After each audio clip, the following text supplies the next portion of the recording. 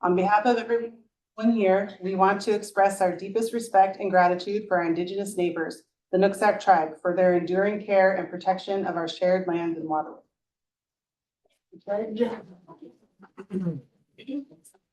I pledge allegiance to the flag of the United States of America and to the republic for which it stands, one nation, under God, indivisible, with liberty and justice for all.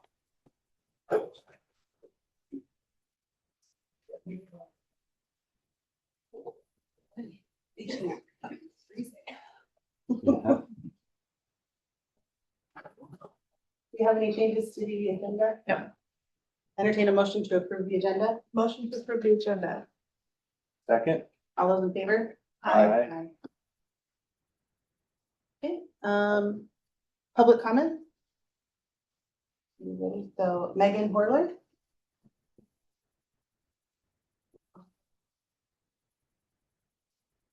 Hi, my name is Megan. I think I've met a lot of you. I have two boys at Harmony, a first grader and a third grader. And I just have a comment that I'm going to read this evening. Good evening. On February 13th, my husband and I sent an email to the board and the superintendent expressing our concerns about safety and staffing at Harmony Elementary. We have not received a response beyond general statements referencing the ongoing investigation. The questions we asked do not pertain to the investigation. They are questions families need answered so that we can plan for days when our children may need additional support at school. If that support is no longer available on a consistent schedule, that information must be clearly communicated to families. Given ongoing, this part is the original question that we asked. Given ongoing staffing and budget constraints, we are asking the district to clarify how counseling and nursing support are currently provided at Harmony.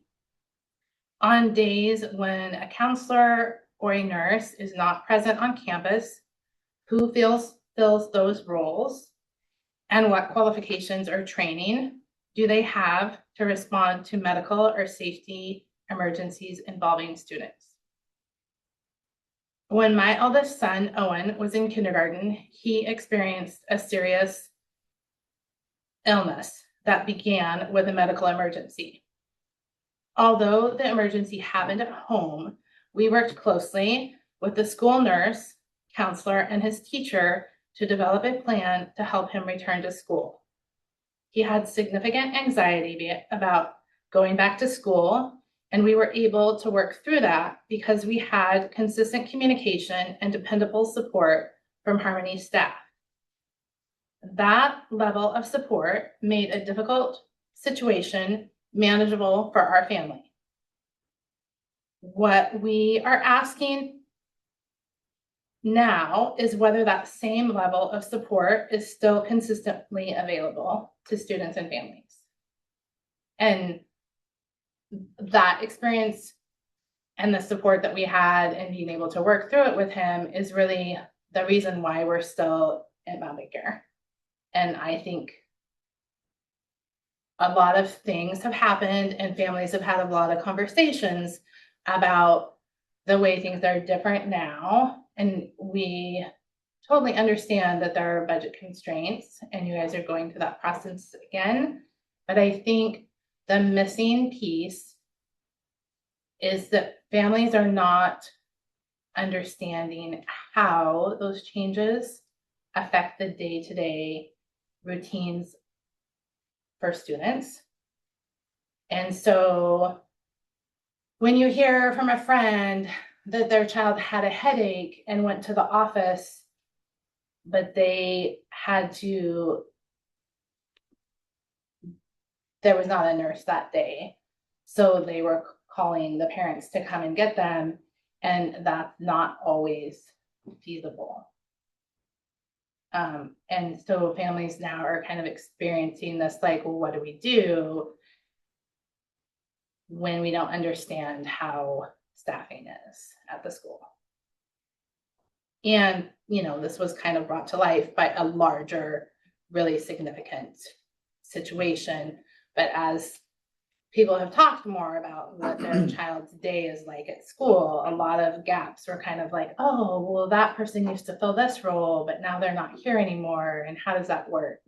And I think it would be really helpful for families to understand how those services are being provided. Thank you. Thank you. Mandy Pigeon? Hello.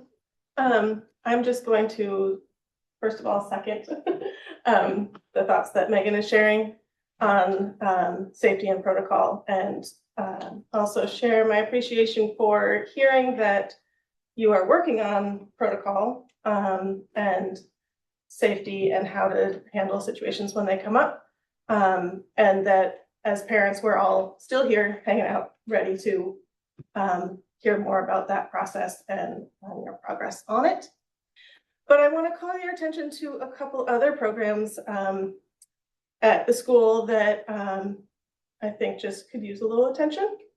And the first one I'm going to talk about is the soccer team. My husband is the new varsity coach for the soccer team. And it is a young team, it's a small team, but they are enthusiastic, and it's a great group of kids. But it's also been, we understand, it's a building year, but it has been a little bit frustrating because they don't have, for most of the season, they haven't had a field to play on because it's been a pond with ducks swimming around in it. So that makes practicing difficult, and they lose their home field advantage because they have to go play on someone else's field. So I know this has been brought up before, but it would be really great to know that in this planning process of how to improve campuses, that a soccer pitch might be on the menu. The rec program for the elementary schools, there have been a few people who have worked really hard to bolster that in recent years, and it's gotten stronger. It's had record enrollment recently. So there are going to be more kids coming and filling that program up as they, get older and come into middle school and high school, and to have them have a place to be and, thrive and do their thing would be great. Their coaches really believes in them, and their parents believe in them, and they're beginning to believe in themselves, and they're working really hard. So just to kind of call attention to that issue and invite you to come out and come watch a game, because it's fun. And the other one is the drama program, which is, I have worked with that really closely for the last couple of years because it's my daughter's thing. And Allison Ross and her team have done excellent work in elevating and growing that program in the last few years. The quality of their work has really changed that program a lot, and they've added the thespian troupe, which is only a couple years old, and they just went to state last month, a couple weeks ago, and their troupe earned gold honor troupe status, which is quite exciting for year 2 of going to state. And my daughter got to perform there, and all the kids involved got to take loads of workshops and see performances, and it's a program that is really necessary for those kids that maybe don't do sports or other things, and the things they learn in that space, whether they continue on in theater or not, I think are really valuable life lessons that they'll use in many places. Working together, theater tech, communication, public speaking, all these things. There's so many things that get developed in that space. So I just wanted to bring some light to that program and let you know that it's growing, and it's really, really important to a lot of kids in this space, and it's more and more each time. They just had auditions last week or this week, and quite a few kids came out from what I hear. So come see a show, support them, and make sure they have a space to thrive. Thank you. Thank you. Did anyone else want to speak that didn't sign up?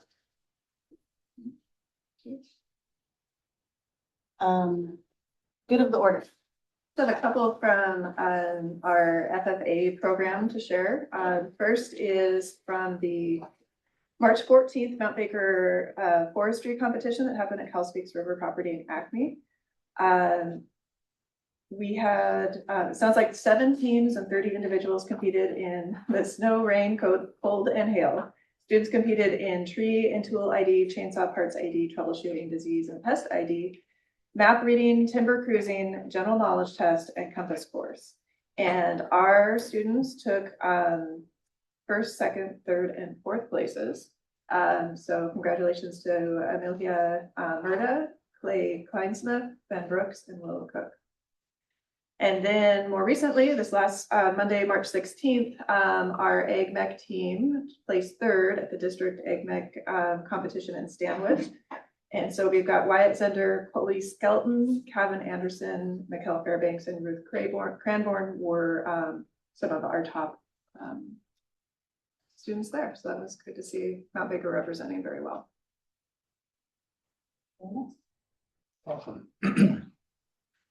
Information from student representative. Well, I guess we've also got some achievements to share. That AgMech team is currently at state, so they're competing in Yakima right now. Last time I checked, they're receiving their awards, so we'll see how they end up. Vet Science also got 4th place at Ferndale with, I think, Carolyn Cook placing 6th highest individual out of, I think over 100 kids. So pretty big accomplishment. I think that team is also going on to state in, I think during the week of spring break. FFA does have an Easter egg hunt coming up on April 4th, if I remember correctly. I think for kids up to age 12, definitely a lot of elementary school kids, so spread the word. It's gonna be really fun. And then on the 31st, we are hosting a competition here for parliamentary procedure, conduct of chapter, public speaking, agricultural education, and a lot more. So show up and support Mount Baker. Okay, so then this week, I want to say it was this week or maybe last week, I sent you guys an email with a Google form.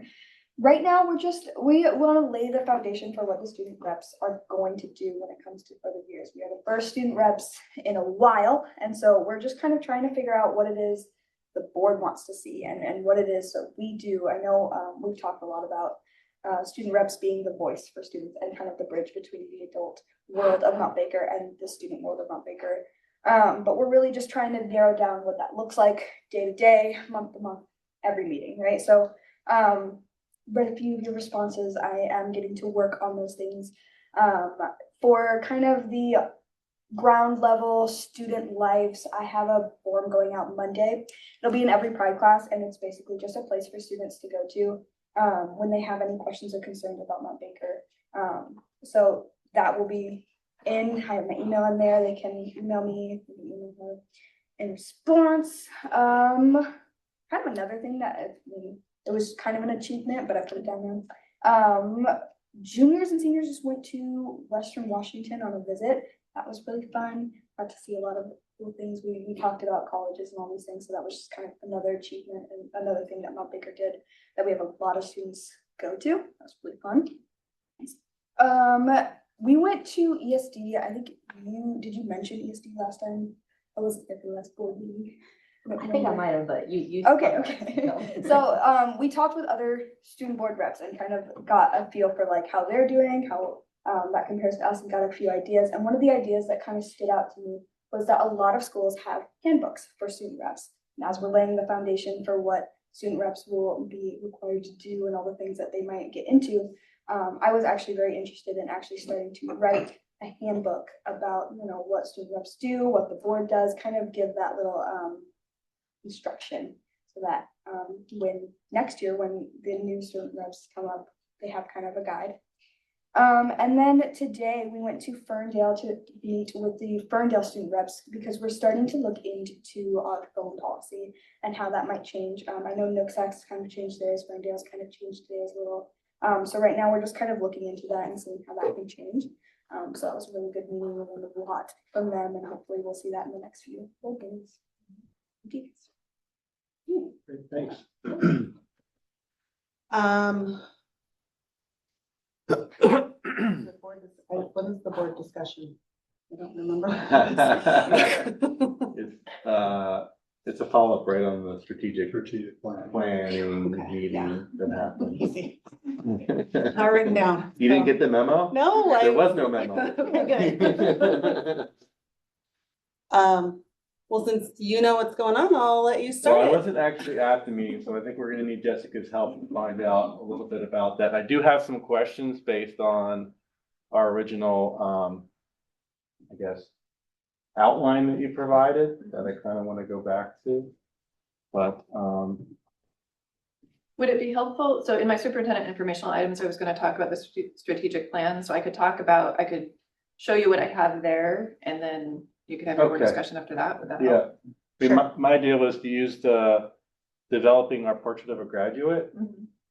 referring back to, you know, what's happened recently, and kind of connect that back to. Okay. to that. Okay. Just to go here.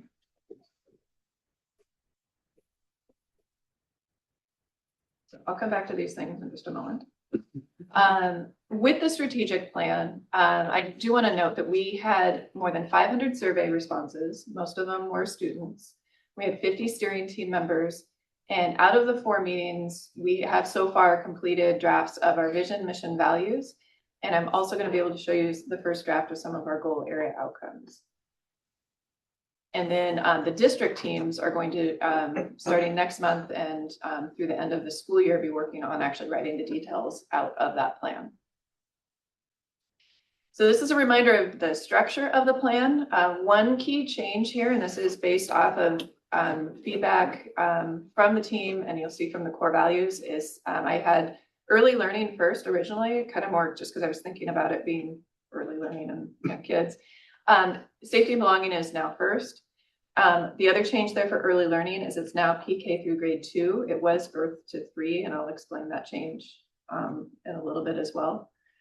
But the work that the steering team did, as I mentioned, was the vision of the student experience, core values, and mission. We also started work on profile of a graduate. That's going to be a work in progress over the next school year because we want to really dig into that a lot deeper. And then the district teams are going to be doing the work of really fleshing out those outcomes targets and the strategic plan practices. So those are the components of the plan. The first thing that I want to show is it's always hard to do this with in Zoom.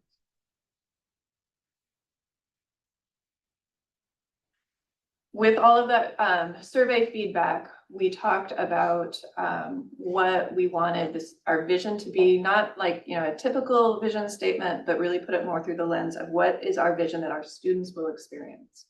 By the time they leave us, what are the things that they say is true about themselves and what they experienced here. And so these words come straight from our community and our staff and our students. And so the vision is that I belong. I am seen, heard, valued, and respected. My voice matters, and I know that I'm a welcome part of the Mount Baker community. I persevere, which is kind of like maybe an odd word when I was first thinking, like, really persevere, but that word showed up so many times across a lot of the feedback. I challenge myself, try new things, and give my best effort when learning is difficult. I solve problems with hard work, creativity, and determination, and I am prepared. I know who I am and believe in my ability to succeed. I am confident in my path and ready for my future. And so what I like about these visions of a student experience is that we key in on words that are easy to remember. So when someone says, what is the vision of the Mount Baker School District? We belong, we persevere, and we are prepared. And then we work with our students and staff to know exactly what those words mean in practice. Yeah. Any thoughts? Let's start just kind of with the vision. Like, any thoughts on what works, what might still need to be explored a little bit? I think it's good for vision. I mean, I like the word persevere. I think I asked Troy last time I was here, what's the one thing you could, you know, wish for a student? And I don't think the exact word was persevere, but it was something along that line. So, and Matt as well. So I really like that part of it.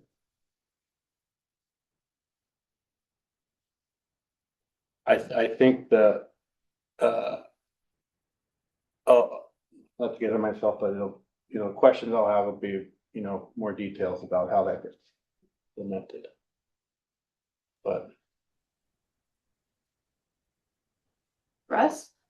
Yeah, I think it really captures the spirit of both our discussion, the input, and I think a lot of what the board in our original discussions of the strategic plan brought up. So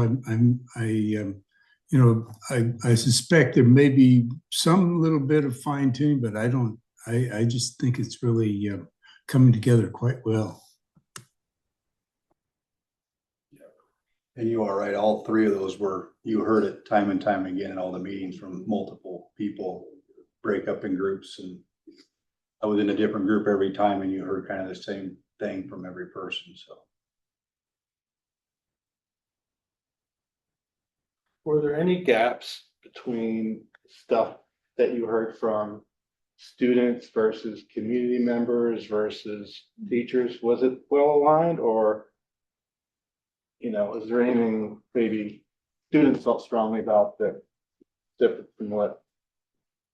I'd have to go back and look to say specifically. I think what I was surprised by was the overall alignment, but there definitely were different things that students called out more often than others. Do you girls remember anything specifically? I can't recall. It was a lot. specific examples. Most of the student stuff always seemed to be more focused on belonging and having access to like drama and sports and things like that. They were more concerned about that, those types of things. And some of the stuff I heard, what was the thing, challenge, that was a big thing, mostly on the parent side, but they also were a little worried about using challenge, because maybe I can't remember the other word she was like, if my daughter heard that, she would just like turn around and run, like risk. Oh, that's what it was, risk. Because I don't, maybe challenge and risk aren't really the same thing, but I kind of always think of like taking risks and putting yourself out there is really important. And so I think framing it like that, challenge myself, try new things, and give my best effort that was one thing that was pretty important to me, because I think a lot of times, you're looking at your phone and you're not really trying new things.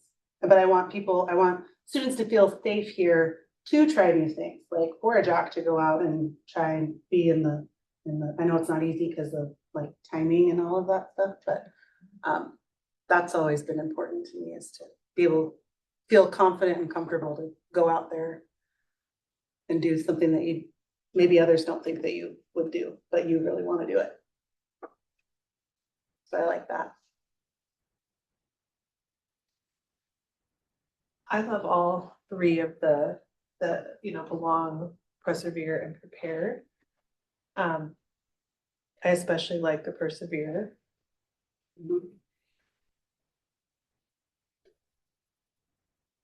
I'm thinking maybe some of the wording under I am prepared could be refined a little bit.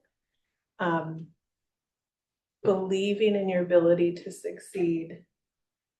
I think there could be a stronger verb we could go for there.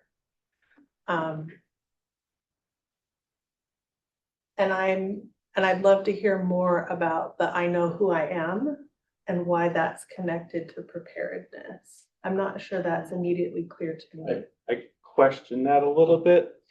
I mean, if that's what everyone feels strong about, but I do question that, because I think it's okay for students not to know who they are to some degree, Yeah. But I think what it's saying I think it's more focused on they are confident, not necessarily that they know. And I felt like that was a thing that I want to see. I want our students to be confident, but you know me, I'm like, is it measurable? Are there measurable skills behind that confidence? are there, and can they point to the things that they know they've done? A record of experience. I feel like the language under the I am prepared could be a little more. I like the, confident in my path, ready for my future, ability to succeed. It feels very affective about how they're feeling and maybe not as concrete of things I know I can do. Like experience, like I did this and now I know, because that's where confidence comes from, right? Real confidence comes from the lived experience. So if there's a way to massage that, I think the intent is in the right place. What I'll do is I'll go back to the source material again and see what else there might be. What were you thinking? No, okay. Yeah, I mean, I like the I belong. I like that. I think I'm really trying to think of kind of myself in this vision here and kind of where I am in Baker at the moment. I'm a junior, so not quite there yet, but almost there. And yeah, I think I really like the I belong. I think one of the things I've been kind of looking at is how comfortable our students are at Baker, right? We want our students to want to be here. We want our students to want to learn and be around, and I belong is really a good way. I think the wording there is a good way to put that. I feel comfortable with that. I do agree with Danielle though. I think that I know who I am could be kind of worded differently. But I mean, I don't know. Do I know who I am? That's a good question. I don't know who I am. So you're thinking ahead of things that could be measured. I am. And I think that's a good lens. Yeah. To read that through. Maybe those items can get captured in a way that are measurable. Yeah, I think I see what we're trying to get at there, but I'd like some more concrete.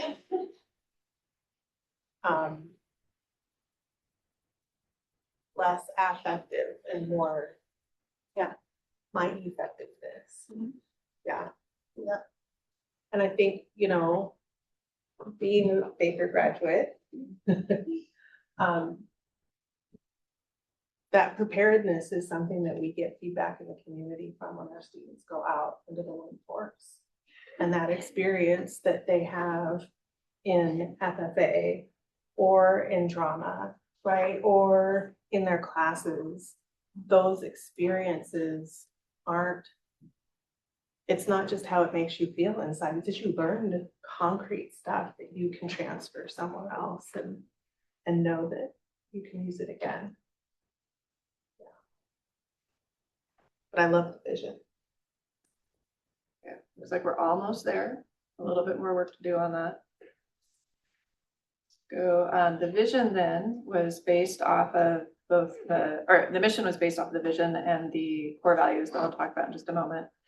The Mount Baker School District builds a culture of belonging and high expectations. So every student is valued, challenged, and graduates prepared to thrive beyond high school. And then our core values, again, from our surveys and from our steering team: academic excellence, belonging, opportunity, prepared for life, and safety. And my principal director team had a good conversation about whether or not we leave safety there as its separate entity, or perhaps combine that into belonging and safety. Because there's a difference between, well, yeah, I might feel safe, but I don't necessarily feel like I belong here. And so it's definitely two different feelings and beliefs.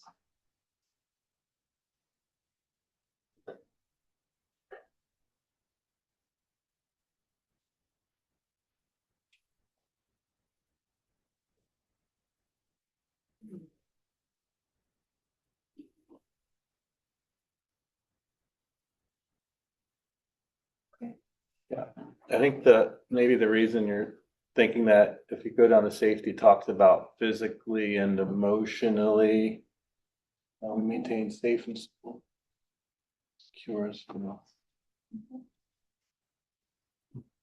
That So when I saw the word safety, I was thinking of other things. The wording under safety looks like it goes with belonging. But I don't know, I was thinking of this, like practical safety, Which I think would go under that physical the safety. physical side, okay. Mhm. Just to make sure that the priorities are handled, all the different things parents worry about.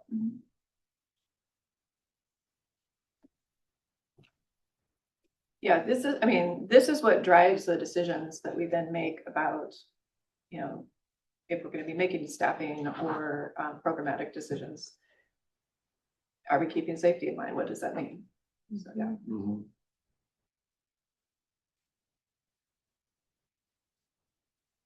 Can you talk about the overlap between the core values and then some of the earlier sections that we saw, right? Like the student vision. Are you seeing those as sort of being in alignment? And not just, Yeah, I do. I mean, when you think, I mean, well, so I belong, I persevere and prepared. I see that in academic excellence, belonging, opportunity, prepared for life.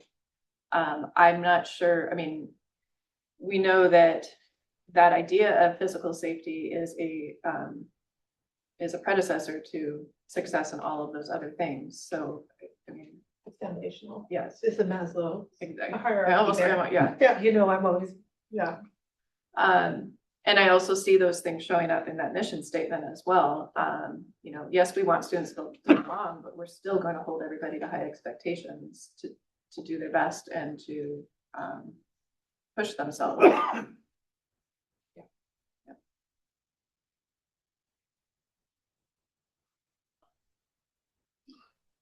And you said you had a different thing in mind when you imagine safety. You were thinking more about physical safety. Right, yeah. Okay, which is part of what it's describing. Yeah, it's part of it. I guess what I'm wondering is if it should be its own category. Should it be, or you're saying, should it be folded in with belonging? Well, no, this like safety would be, you know, just the physical safety aspect of it. Yeah, Just absolutely. to make sure there's clear focus on that versus the belonging and it doesn't kind of get muddled up or mixed up in terms of that being its own thing. Right, and physical safety, when you're just looking at, I mean, that could include the buildings being safe to be in as Right. much as, yeah. There's a lot that can go into that. Yeah. Russ has something to say. Russ? Yeah, I think there's a great overlap between physical and emotional safety. You know, at the extreme level, you know, you have the concern about student self-harm or even suicide. But I think that safety as a standalone in this case is definitely a reminder to us, because I think we hold that value that safety comes first. And as a parent, grandparent, you know that in your heart. So I feel like we do well to keep it as one of the major bullets. I mean, I could go either way, but that would be my tendency. It also shows up in our first goal area now, which is safety and belonging. So that's called out there.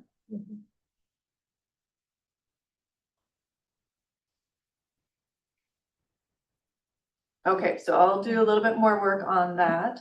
The other thing that I want to share is, and this is really first draft, so there could be more changes with this.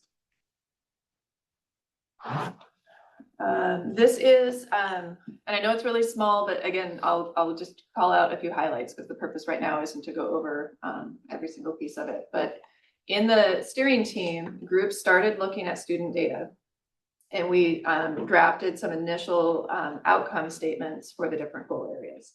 The principal and director team then spent a couple different meetings continuing to flesh those out, and we now have these first drafts. So what you'll see here, and I know it's gonna be hard for me to share this accurately, but you've got your goals in the first column, so the 4 goal areas, our outcomes, and there are 3 to 4 outcomes per goal area. Performance targets, how we're going to measure it, or what the metrics will be. And then the last column is what are the tools we're going to use to actually do that. So let's see if we can, it's a little bit bigger. So I'm just going to read out a few of these, and then we'll have this on the website as a draft for people to be able to take a closer look at. So for safety and belonging, one of the first ones, there is to increase the number, or the second bullet point, increase the number of students who report that they feel safe in our schools. And the metric will be 10 out of 10 students will report that they feel safe in school. And we'll be using perception survey data that both students, staff, and families will be asked to fill out. And so we'll be able to triangulate that information and really pinpoint how well are we doing with that. Discipline data will also be a source that we'll be able to, the number of fights or different issues that we might be seeing in a school. If those are increasing, that also would indicate an issue around physical safety that way. The other main areas there have to do with measuring belonging, increasing attendance, and decreasing the number of exclusionary disciplinary incidents. One of the things that came out in the steering team, there was a focus on vaping and being able to decrease vaping incidents in our schools. And that I think was going to be able to be measured within the questions about safety. Students are not going to feel safe if they're going to the restroom and seeing that. And then also just exclusionary incidents as well would be ways that we could address that. Early learning, we changed to PK2 because the conversation with the principals and directors was we want to make sure we are focusing on things that we have control over. So sometimes a lot of plans will say birth to 3.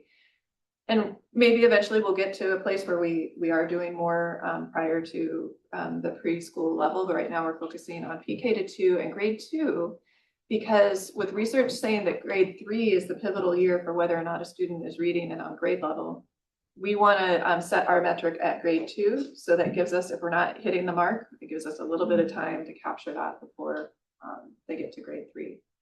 So for a couple metrics here, increase the number of students who are demonstrating developmental proficiencies by the end of kindergarten. Right now, we test students at the beginning of kindergarten. We want to move to do it both at the beginning of kindergarten and end of kindergarten so we can see what growth happened there. Using WA Kids as a way to measure that. Another one is to increase the number of students achieving grade level proficiency in literacy by the end of 2nd grade. We want to see 8 out of 10 students will be at or above proficiency in both literacy and numeracy at the end of each grade level. And we have iReady and progress monitoring and common assessments and different fluency tests to measure that. For mastery of standards, we have both an actual set in stone kind of let's increase the number of students who are demonstrating academic proficiency in all grade areas. And we want to see 6 out of 10 students at a level 3 or 4 on state assessments. Now, we also know that there's going to be some students who aren't there yet, and we want to be able to measure the growth that we're making. So the second one there is to increase the number of students making annual growth in all content areas. And through iReady, we can measure that typical growth. And for that, we want to see 10 out of 10 students making that type of growth. For Future Ready, a couple of those are increasing the number of students on track for graduation with 7.5 credits by the end of 9th grade. And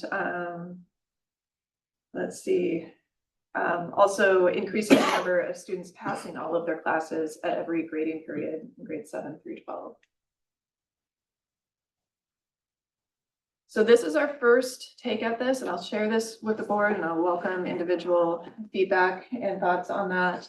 What we're going to be doing next is next week, I'll probably be sending out information to our teacher leaders, because we need to put together teams to start taking each of these and deciding what are the actual actions we're going to take as individual educators, as leaders and as district office support to make these things happen.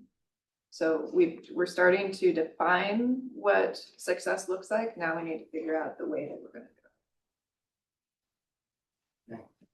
So the things in the third column, I can't remember what, as measured by. So where does it get written down? Like, so for example, the perception survey. So where is it gonna be written that like the perception survey, when's it taken, and then when do you take that information and what do you compare it to? Is that like something written separately? Yeah, so there'll be a separate document that has a column for, it'll give that outcome and that performance target. And then it will say what we're doing and when we're doing it. Cool. I like the idea of tracking attendance. I guess I'm just questioning, is this implying that attendance is based on belonging? I mean, if it is, that's fine. I didn't know that. A lot of times kids don't come to school because they don't think they have a place at our schools. I mean, and that's going to be, and sometimes kids don't come because there's a number of reasons. Right. But yeah, it ties to, do they feel like they have a place and that they're part of our school community? That matters. Okay. I guess I'm trying to track this back to the vision, which talked about perseverance and a couple other things. So I'm just, I guess what I was looking for were things that, these are the types of comments that an elementary school teacher might make in the notes section on a report card, like so-and-so shows perseverance in, circumstances that are different. You know what I mean? Like, and these are things that teachers will observe in their students. Are those, I'm just wondering if those are the types of things that can get implemented in there that are observations that aren't necessary, because for sure we want to track things like treating grade level, like that all falls under the academic, which is important. But in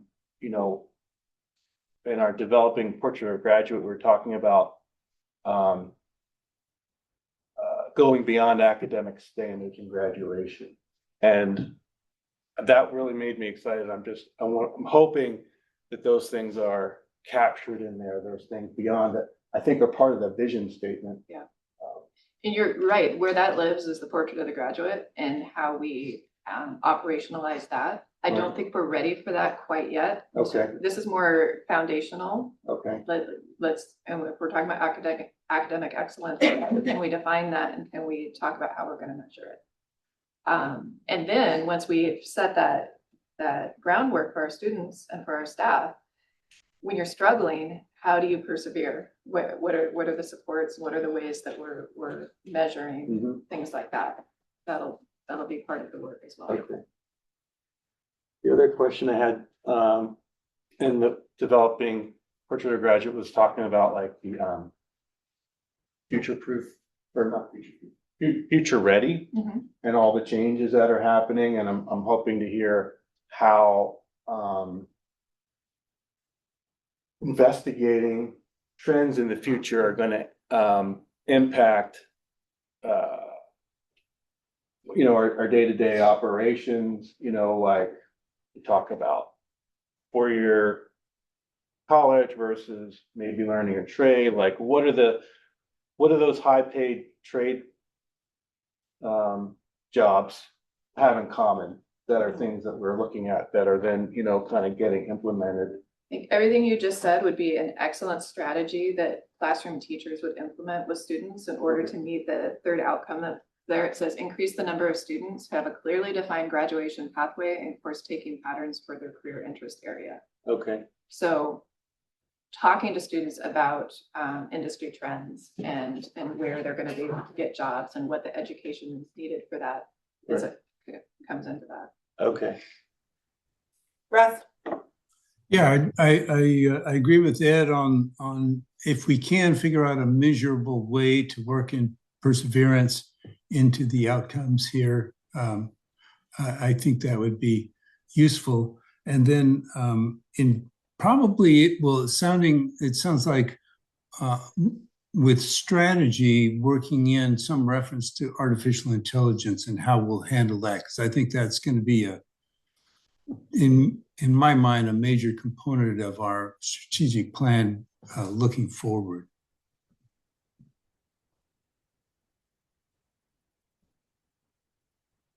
Okay, so next steps.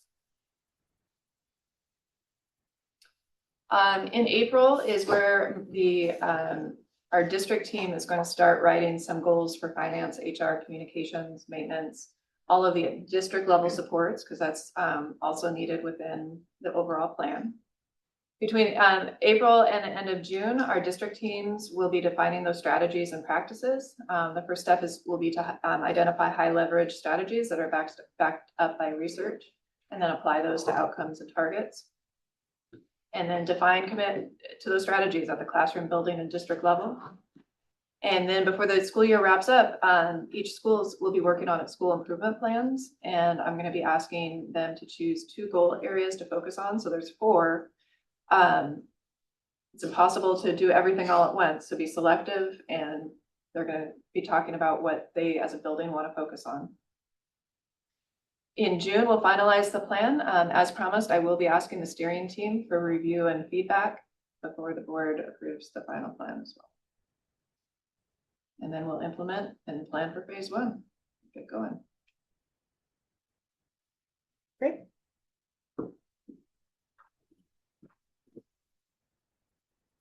Anything else for board? Sorry, I totally thought we were doing information from boards. I'm completely prepared for that for the next meeting. So I apologize to everybody, but I do have one comment. I'm really happy to see the work that's unfolding with the strategic plan and how the outcomes are aligned to performance targets and how we're going to measure them. I love seeing that alignment. That was something that I think we needed more direction from in our previous strategic plan, and it's showing up really beautifully here. I wonder if in our outcomes, there's a space to build room for the yet unknown. Mm-hmm. Like an outcome being identify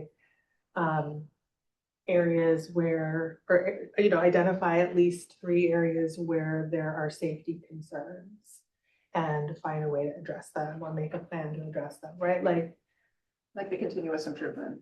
Yes, but also to sort of give us space to find things on the fly as we're going and nudge ourselves to look and say, hey,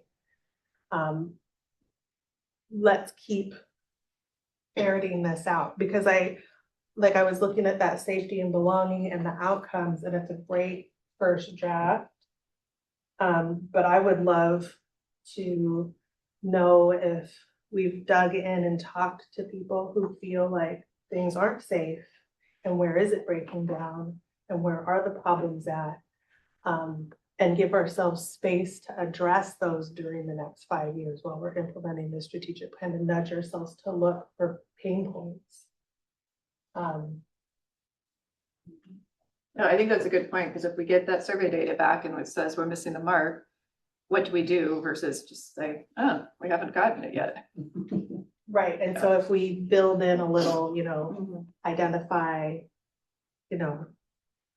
3 areas of improvement under this section and under that section, it gives us room to grow into the plan as we're going, and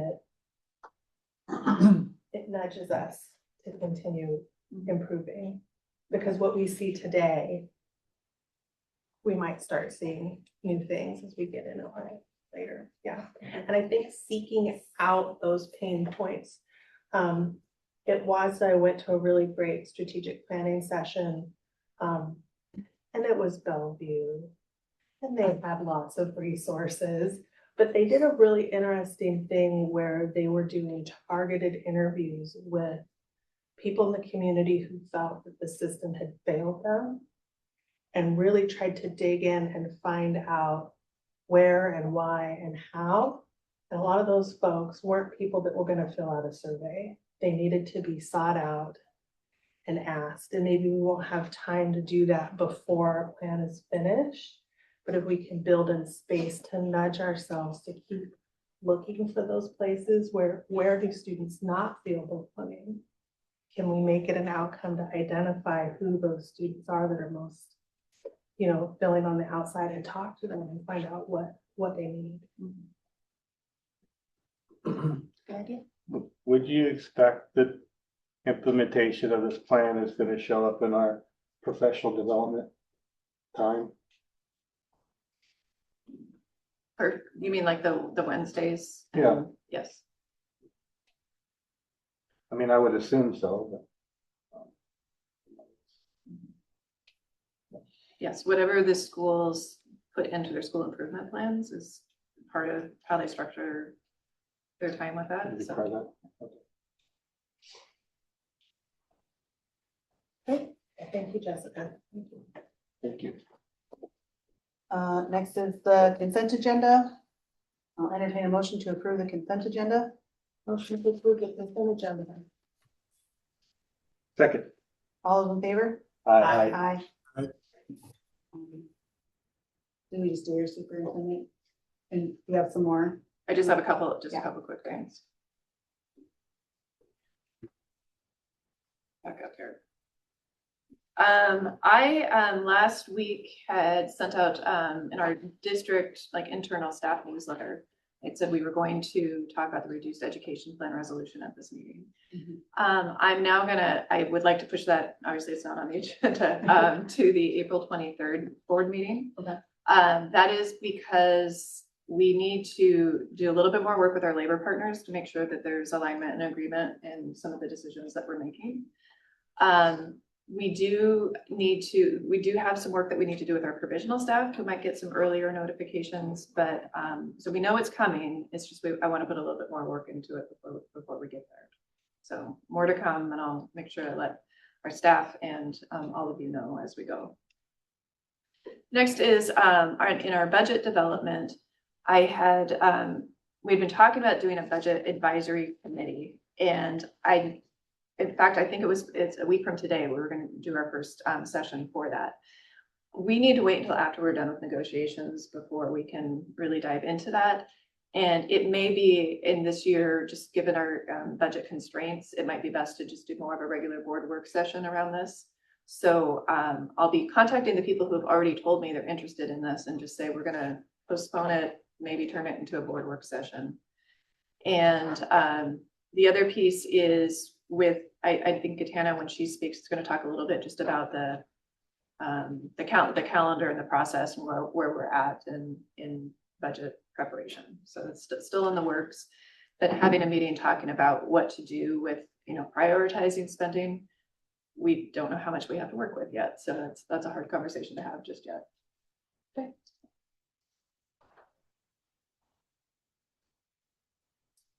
All right. So this is the new policy to practice. I'm gonna get that set up here.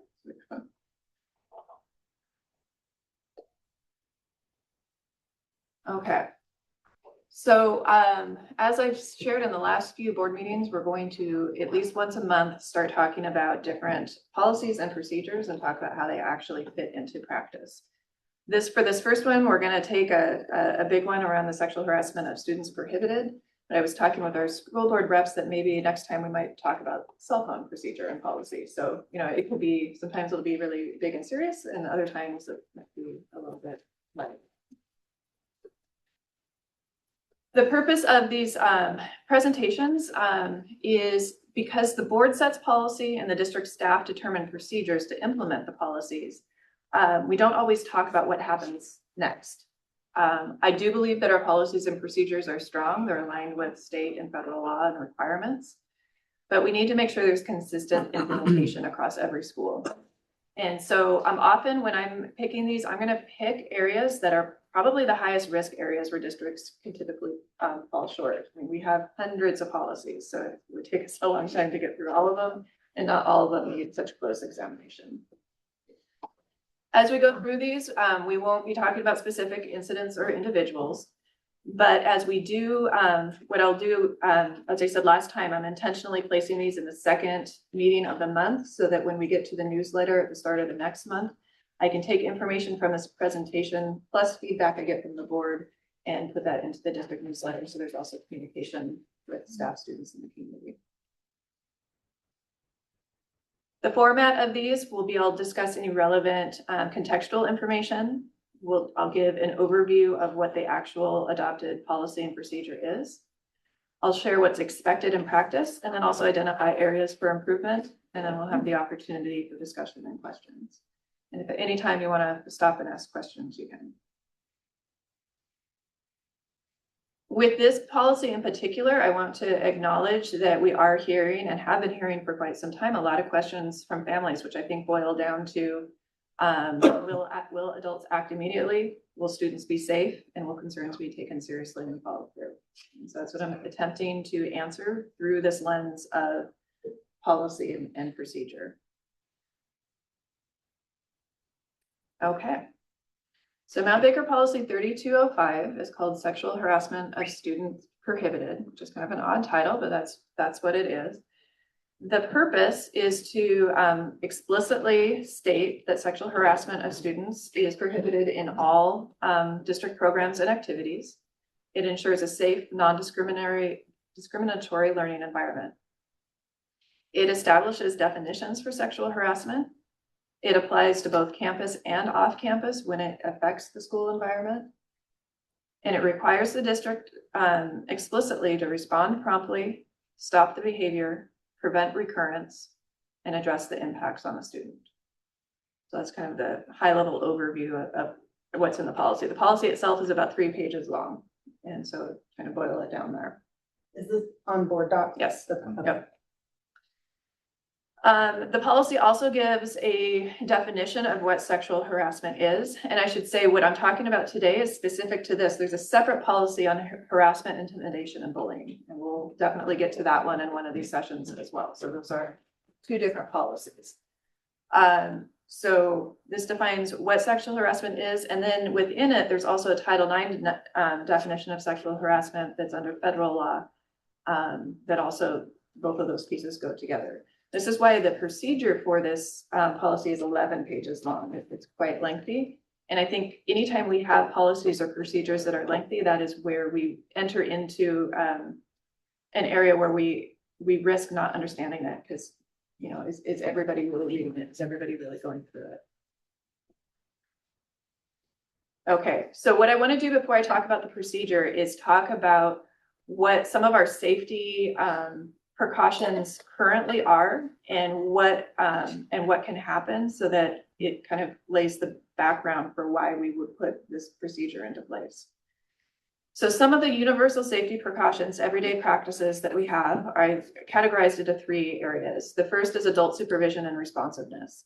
So in terms of where we assign supervision, where we tell our staff, you know, in terms of where they need to be throughout the day, that just being present isn't enough. There's also active monitoring, and what does that look like? That we have staff who are trained to recognize changes in student behavior. Sometimes that's one of the most key things. If something is going wrong with a child, do we have adults who notice and do something and ask and find out what's happening? And then clear, consistent protocols for reporting concerns. I should note that these are what I'm talking about with here and with the procedure is really the ideal state. And I'll talk about what we need to work on with these things toward the end of the presentation.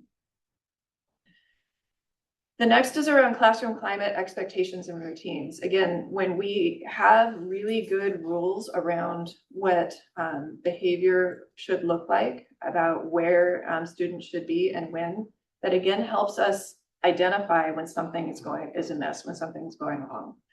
Relationships is also an incredibly powerful tool. It goes kind of to that idea of staff being trained to recognize changes in student behavior. A student's not going to report something if they don't have an adult who they can trust. And so that's a big part of what we do in school. And then the last one is more of the physical environmental safety measures in terms of keeping doors secured and visitor check-in procedures, security cameras, communication systems, safety drills that we do. Are we perfect in those all the time? No, that's why we do drills. That's why we practice. That's why we take feedback and look for areas where we can improve. So those are the everyday safety precautions. When we do identify that there are problems in terms of the behavior that is happening between students, there are different things that we can use as targeted safety precautions. So for classrooms and playgrounds, we have both safety and support plans, and I'll talk about the difference between those in just a little bit. We can assign students to different schedules, different classes, create separation plans. We can remove from school, but by law, that is a last resort as we go through. We've talked about different discipline laws in the past. We increase adult supervision and adult awareness on buses. Students are supposed to be in assigned seats. We do have the ability to temporarily remove a student for behavior or permanently remove a student, but by law, we're still legally obligated to make sure that there's still transportation available. We can't deny a student access to school, even with behavior concerns. Another big piece of this is agency coordination, routine coordination with outside agencies like CPS and our sheriff's office, as well as student and family support agencies. Okay, so now I'm going to talk about what the procedure says that we're supposed to do when there's a complaint or a concern about something going against the policy. The first is that there are clear roles in the system. We have a Title IX coordinator, we need to have an investigator, and we need to have a decision maker.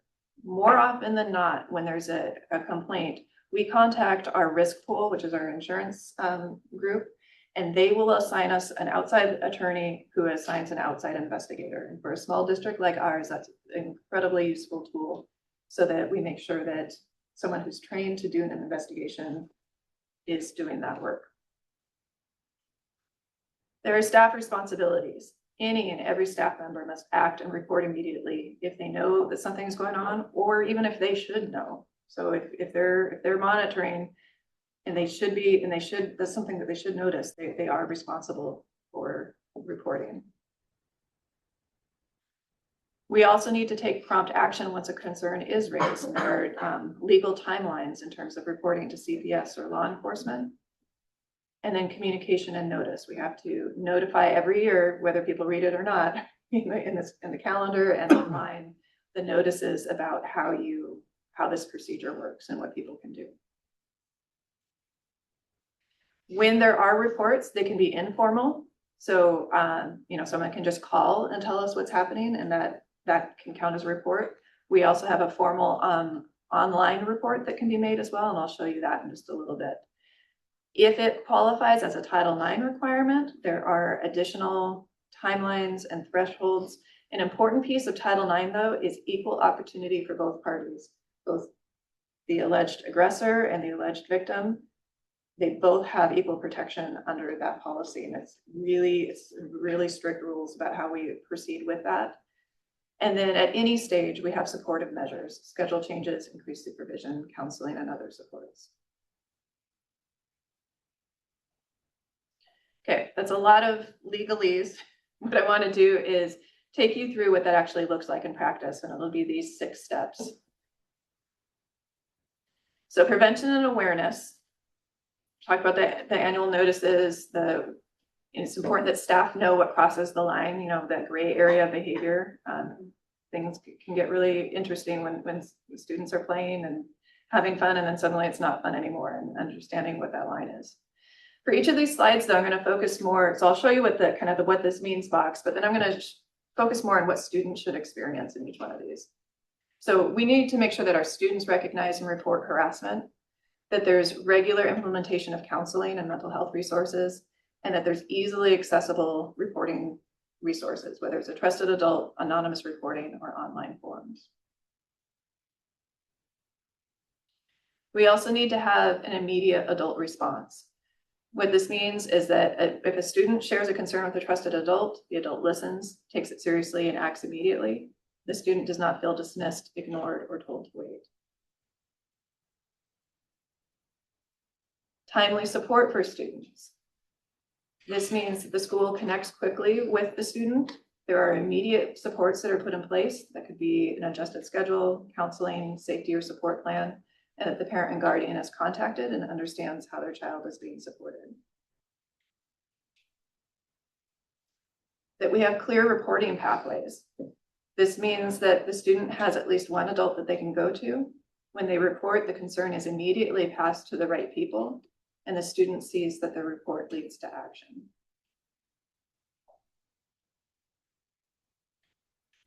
We also must have consistent investigation and follow-through procedures. So this means that we begin the investigation promptly. There's time, I mean, there's like very strict timelines, like, you know, within 2 days, within 3 days, within 5 days of what we're doing. The student feels supported through that process, and the process feels fair, consistent, and taken seriously.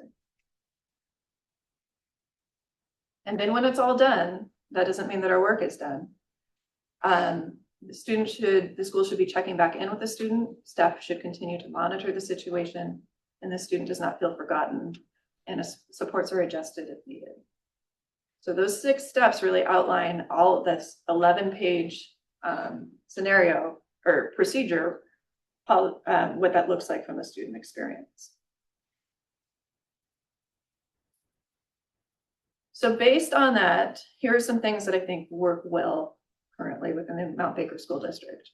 Most of those universal and targeted safety precautions, including student supervision schedules, assigned seating, we have those things in place and they work most of the time. And we'll talk about kind of those, well, what happens when they don't in just a moment. We have annual Safe Schools training for all staff that talk about things like sexual harassment and what our responsibilities are in responding. This year, we have a staff handbook for the first time that specifically outlines this policy and others with procedural reminders. We have staff meetings on safety and reminders. We have the online reporting system and reporting forms, which I'll click on in just a moment. And then, as was shared last month, we have multiple social emotional supports and education for students at all levels. And that's important around prevention. Like, are we making sure that our students understand how to set boundaries for themselves and how to talk to people when things aren't right? For the online reporting system, one of the things that we also implemented this year for the first time, so this is just our regular, the front page of our district website, our student reps. I'm still there. Up at the top is safety and crisis resources. And on that page, you scroll down, there's safety concerns, harassment, intimidation, and bullying. This link here for Vector Alert, that's our anonymous online reporting system. This number also takes you to that same, so you can do it by voice or you can just do it online. Tammy is a great person to call to get messages to me or other people here in the district. We also have, so Bridget Rossman is our Title IX and HIB coordinator. We have information about harassment, intimidation, and bullying here, and then the more formal online reporting form is also available. Again, people don't have to fill out this form. They can just call and tell us as well, and we can get that process started. But it's there if people want that. Okay, so here are some things that, as we've looked at this procedure, that we know we need to improve. We know that there is a need for consistency of forms and documents in terms of when, while each of our schools might be following the process, what it looks like could be different across 5 different schools. And so that's one of the first things that we're going to be looking at. We need to standardize guidance and make sure that the response at each school is consistent, the reporting steps are consistent, and the documentation practices are consistent. This is through no fault of any of the staff members at our school. They're working hard and they're doing right by our students. But again, as a system, we need to be more consistent. One example is the difference between safety plans and support plans. A safety plan is usually built around for a student that has caused a safety concern, whether it's any number of things. The safety plan is not something for the victim or the person who was targeted. That person needs a support plan. How are we going to keep them safe?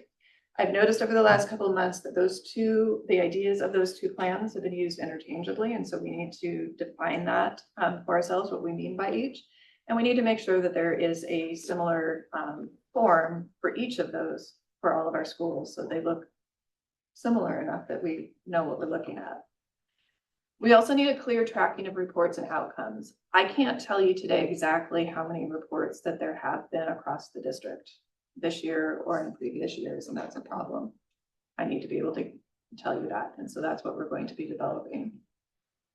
We need to reinforce clear expectations with all staff about immediate response, reporting, and follow through. As educators, we're told from the get-go that we're mandatory reporters. We know that, but sometimes when something becomes so common, it's also in the background, and so we need to make sure that we're bringing it to the forefront on a more regular basis. And then I want to talk with our staff about what would stronger SEL student support look like to encourage reporting. Okay, so if something is going on, are students coming and letting us know early enough so we can stop it soon enough so that we can minimize whatever risk or harm might be happening.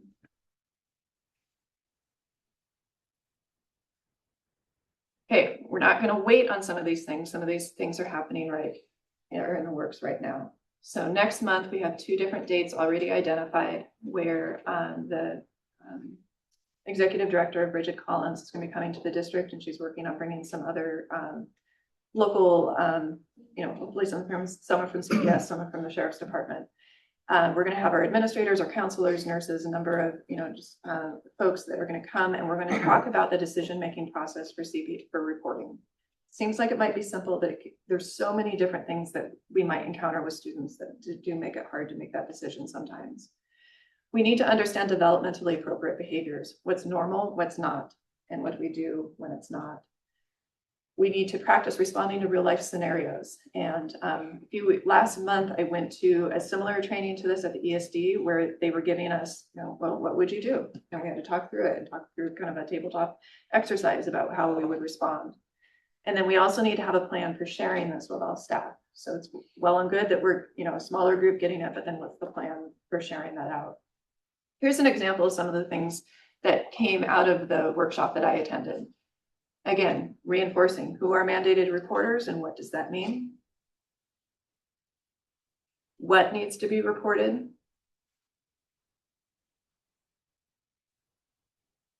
And then what do you do? I mean, when it comes to, so the LE at the top is law enforcement, CPS is down there at the bottom, so you might have a student disclose something to you. I think having these kinds of resources readily available to staff really help break down the when you're in the moment, trying to make decisions and making sure that you're doing the right decision. Whether or not we call law enforcement or CPS has everything to do with the student's age, where the incident happened, whether it was at school or at home, if the aggressor was an adult or a child. There's just all of these different things that we need to think through and make those determinations. And it's important that we get it right, because if we don't, students could continue to be harmed.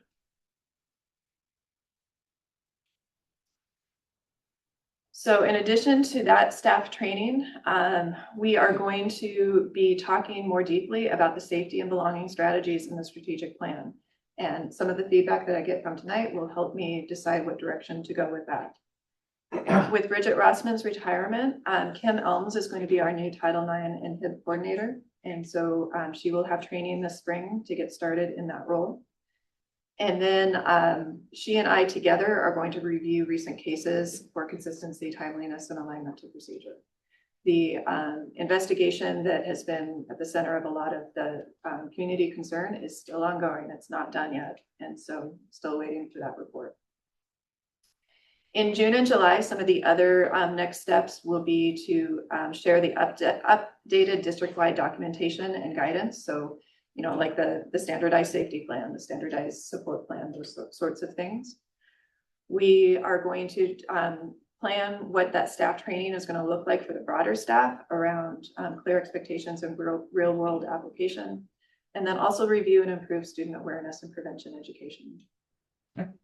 Once we have those things in place, I'll be coming back to you, and we're going to talk about how we're following up with the board and with the community, and then also how we're going to always implement and monitor these practices.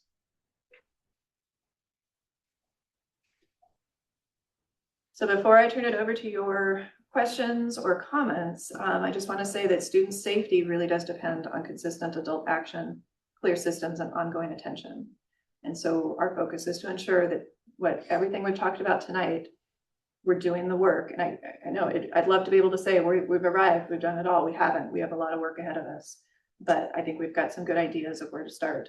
And we're gonna always continue to make Mount Baker safer for all of our students every day.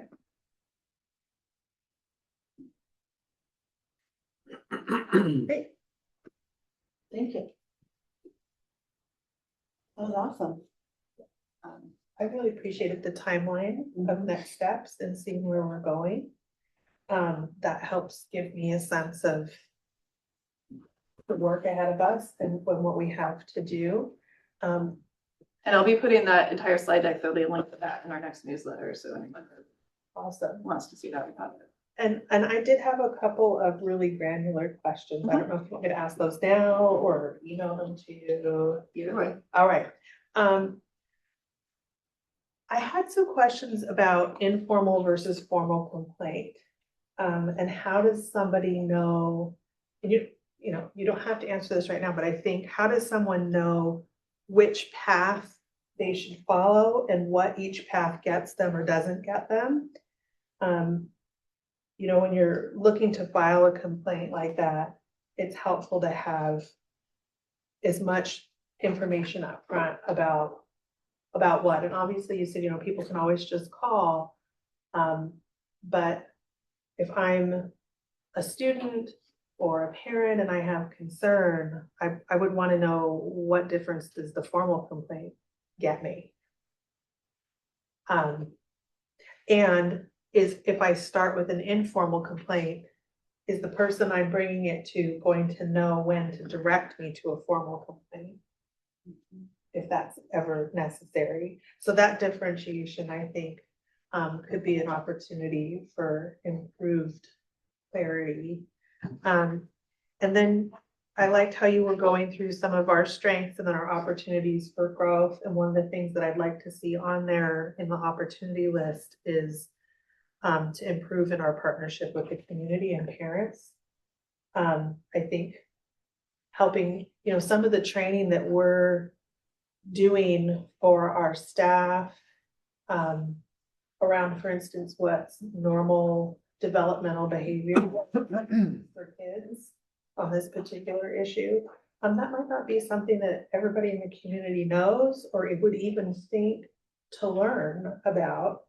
And that's an incredibly helpful prevention tool for our families to have access to that information too. So if we could find a way to intentionally loop our community and parents and family members in, and not just on this procedure, but other procedures that come up, right? Like, how can we loop our community in on relevant info that comes out of these policies? I think that could be an area for improvement for us, and one that in recent months I've heard a lot of feedback from.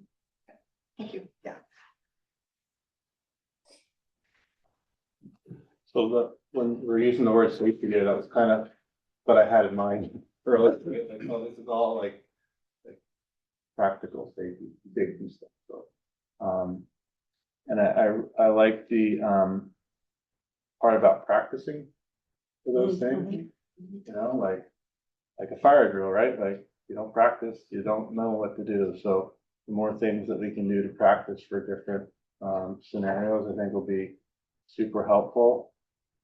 And I was just thinking, you know, there's 9 people online, there's 20 people here. Like, how does, I think a lot of the presentation and even your comments are directly related to, you know, what we've been dealing with over the past few months and the February community comments that we had in, and just how does that information get shared? Well, you went into some more detail about some of the actual things within there, but how do you think that might get shared? This is gonna be a section in our next newsletter. So Okay. everybody who, so it's emailed to all of our parents and staff and community members who have signed up. Right. So they'll be getting this directly. Okay. That's great.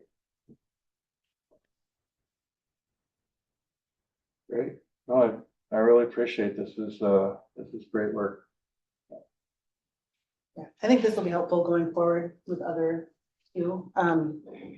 You know, it gives me a little more information, so when people do ask me questions, I am more prepared now because, yeah, I probably didn't read the whole procedure, you know, in the skimmer. So, but this, I like that, and I like that there is a plan, and more training is good, and so I think this will be great. Yeah, I think as you read, it's, a lot of that has the Title IX involved in it, and when you read all through that aspect, how much that is involved, brings a good role, so it's nice to have, knowing Bridget's that person, and Kim's gonna take over that is a pretty big thing, because that covers a lot of for It's that. also important that that person's not me, because as the superintendent, they have to be the decision maker. Yep. So those roles have to be separate and clear, and it allows us to follow a more fair process. And I think as it gets shared, what we talked about, the people will be able to view the taping of tonight. And so hopefully a lot of people tune into the recording and see what was talked about and said and share for more people. And maybe they'll look into it and watch tonight too. Russ? Yeah, I think the approach that you outlined for training, both admin training and all staff training is very good, very good. And that's where a lot of this happens really, and where your success or lack thereof comes from. And as well as the appropriate social emotional learning training for the students, so that they know what they should be doing, and who they can talk with. So and then on the parent training in the past, and I think I've mentioned this in previous meetings, our school district has offered parent training along with our staff training through Bridget Collins, and our school board members, including myself at the time, also attended that, and I found it was very valuable. So as you have your discussions with Bridget Collins as you're coming up, touch bases with them on that and see what they might offer in that regard, and how it might fit with our own needs.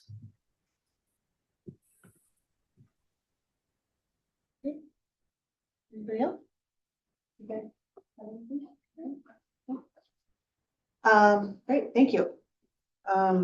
Teaching and Learning Goal 1, Mount Baker Junior High School presentation, Troy Wright. That's you. We have Get on up here. ability to show the slideshow or not?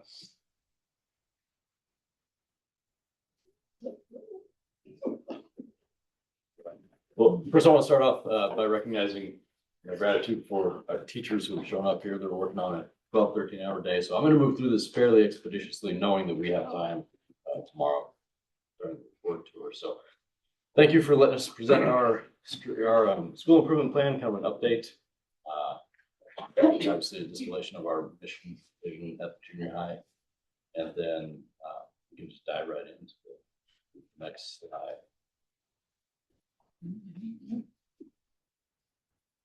All right, so quickly wanted to talk about our improvement goals, what we're doing to work toward our goals, and the results that we're seeing now and the results that we're planning for here in the future.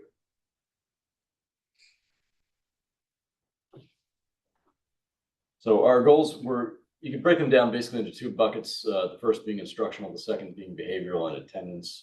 This year, for the first time, we were given more of a format, kind of a template for our school improvement plans, which we haven't had in the past. And it was, I mean, we had one in the past. This is a change. It's more kind of data centric, if you will. And so some of the areas were very specific to instruction, reading, writing, math, and then two of the areas around behavior and attendance. So we know from SBA data that our vocabulary needs are fairly high across the board. So we decided to do some explicit vocab instruction. We started using iReady this year. It's not only an assessment platform, but also provides a tool for differentiation in instruction in reading and math. And then we're updating our course scope and sequence as well, with the state updating their standards, and with the pretty significant shifts in staffing that we've had.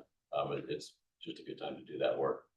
And then behaviorally, we've been working on our PBIS system, Baker Bucks. We know that discipline is a very necessary component of behavior modification, but rewarding and kind of promoting good behavior, there's a lot of research that shows that's more, frankly, more impactful.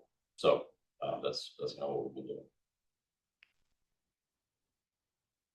So I can kind of almost skip this, except I do want to point out, because this was just discussed, but in greater detail. So our campus-wide vocab instruction, we're moving now into our third set of kind of academic high-frequency words. We just gave a test that covered the last set, and right now about 85% of our kids are getting about 85 to 90% on their test, which is great. So they're seeing the words, they've got exposure to the words, they're using the words, they're learning the words, and they're retaining them, which is good. Math and ELA, again, using iReady, but actually we can just skip to the next slide because I already mentioned all this. All right, so math. I would like Mr. King Stewart, he's going to discuss some of the math details. If you go ahead and advance, you get all three diagnostics out. It's got this slide parsed out. As we took our previous three diagnostics, the first one through there, we noticed a lot of kids would have confusions, like the way they asked the question, because it's a new program. And so when we hit our second diagnostic, we did notice a marked growth. You can see a shift down in our dark reds and our reds, and then the yellow kind of stayed the same, because as those were migrating out of the yellow up into the on grade level or mid-grade level, then some of those that were significantly below were moving into just 1 or 2 grade levels below. So in each of our diagnostics we were going, there was some discussion back and forth. We were kind of curious if we noticed as much of a shift from diagnostic 1 to 2, less through the academic teaching or the exposure to the iReady MyPath, or was it more just an understanding of the software and how the questions were being asked? So it was already previous knowledge they already had. And you'll notice through diagnostic 2 to 3, we had us set up a third diagnostic in there to be able to test what that was, because after round 2, the kids were comfortable with it. We had them working with iReady MyPath 30, at least in math. We've implemented 30 minutes a week, and we set aside time in class every Friday for the 7th graders. I believe 8th grade have been doing it on Wednesdays, to be able to have them work with the iReady MyPath, which is specifically designed instruction for their diagnostic. It's identified. These are the points that the student needs, and it curtails a specific set of lessons that will address those needs. The more the kids have spent time on that, the more comfortable we've gotten with the program, and I have noticed a massive difference in the speed at which students are able to master the material when they're exposed to it. And then when we had the third diagnostic go in, we still noticed about the same amount of growth in each of the colored zones. We did have more students in this third diagnostic not be able to complete the diagnostic through attendance or whatever different issues, but we have noticed a continual climb in the student performance. Can you go to the next slide, please? And this one is also broken into 3, if you could call those up. This here breaks it down into our specific strand data, so it's more correlated with our SBA, so you can see within our strands, and we have noticed in each of the strands, we have noticed a growth forward. And again, it's just a different way to look at the same data from the last slide, where we are not just looking at their overall score, but their progression within each specific strand that the test is designed to monitor. Can you go to the next slide, please?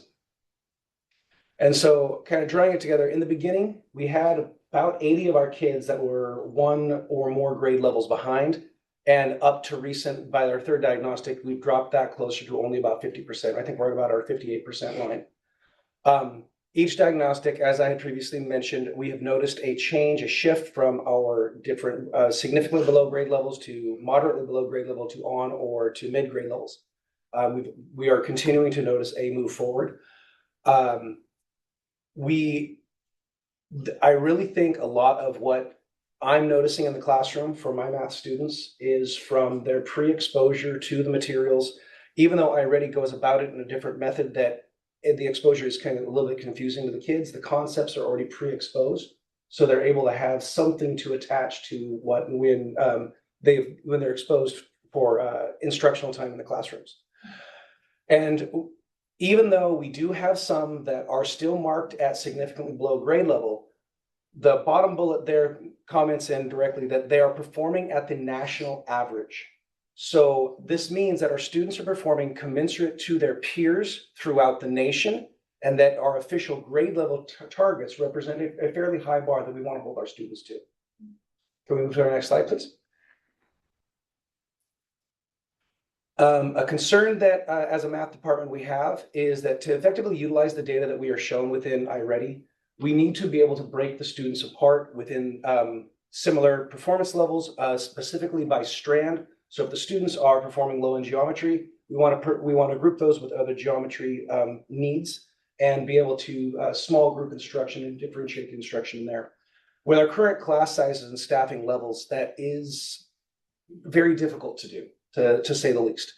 When you have 35 or more students in a classroom, it is hard to find physical space to be able to break those into small groups. The volume that everybody generates in a small section, and then of course the staffing, we need enough adults to be able to conduct those small groups at one time. And I think that's the end of our math slides, and we can hand it over to our ELA department. Hi, I'm Britta. I'm the learning support teacher, so I'm not technically ELA, but I do do the co-teaching with the ELA department and work with data and look at our ELA scores. So we can go to the next one. And again, we can show all three of them. So far, our department has really just looked at the difference between diagnostic 1 and 2. We work during our collaboration Wednesdays to really deep dive into what the data is telling us, and we haven't had a good collaboration Wednesday to look at 2 and 3. I am going to be very curious just looking at the difference from 2 and 3, what our deep dive does, and see what happened with that. But here's kind of like the process that we go through as we're looking at what the results tell us. So we kind of go looking at overall, and then we look also specifically at 7th grade, and then we look specifically at 8th grade. So like, for example, looking at diagnostic 1 to diagnostic 2, we moved from 10% to 13% being at or above grade level.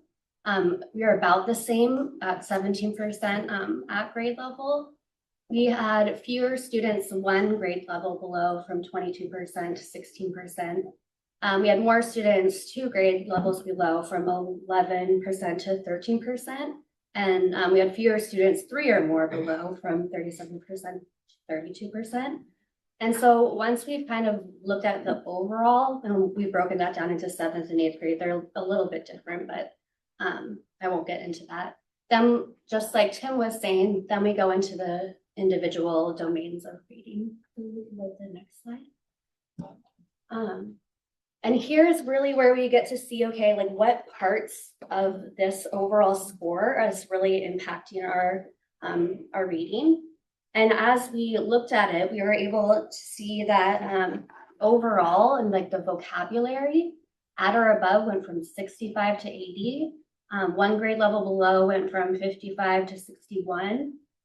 2 grade levels below went from 42 students to 28 students, and 2 or more grades below went from 83 students to 63 students. So we did that same thing for vocabulary and for comprehension of literature, and then for comprehension of instructional text, and just kind of saw where were our strengths, what kind of stayed the same, and where we need continued work. You can go to the next one. And what we saw was that which vocabulary was a major strength, which is great because that's also just a school-wide thing that we've been working on. We saw growth in 7th and 8th graders. Literature, there was mixed growth. We saw growth within 8th grade. 7th grade performance kind of stalled. But the part that was difficult for all our students, 8th and 7th grade, was informational text. That was the primary instructional need. And so what that told us as like a ELA department is that we wanted to figure out what do we as the teachers need to do as far as informational text in order to see that not decrease or stay the same. We want to see that grow. So that puts the onus kind of on us to like get together and collaborate and say, okay, what sort of instructional strategies. How do we want to address this? What are we going to do in the classroom, and make those types of decisions. One of the things just informally I noticed is, like Russ was talking about AI at one point. When you're not analyzing informational text and when the AI is analyzing it for you at some points, I think that that's something that I would be really curious personally to like see how to combat that, or just some, just those things that kind of go in your mind and what you guys want to explore. And so that's kind of the process that language arts takes as we're analyzing and diving into the iReady data. And so then I'll hand it off to Rachel. Hi. I teach 7th grade ELA. My name is Claire Schmidt, and just like Britta was saying, the area that we see needs, has the least growth. And so we're really trying to focus on it in both 7th and 8th grade ELA. In 7th grade, some things that we do, last trimester, we really focused on informational text and through a media literacy unit, which we think is really important. So it covers things like analyzing different kinds of resources, online and otherwise. We talked about persuasive appeals and looking at things for accuracy and credibility. And we put a lot of thought and into our lessons and things that we did with that. Talking to kids about, okay, what is purpose as far as just consuming all the media and information that we get and students look at all the time, all day, but being active, analyzing it actively. We also in 7th grade do an argumentative essay unit, which kind of puts all of the things that we learned in media literacy into practice. So we identified credible sources for both sides of the issue, pro and con. They were able to choose an issue, so we're trying to get them to be passionate about a controversial issue that they could research. We taught them about claim and evidence reasoning, and we used these basics for them to build an argumentative essay. But part of that was also about correctly citing information in the essay, but also creating a bibliography, most of which all was completely new, including essay writing for 7th grade. But in 8th grade, they continue that. So they also write an argumentative essay and hone in on those skills with the claim, evidence, reasoning. And they also devote a half hour per week to the MyPath lessons that someone was talking about as well. Thank you.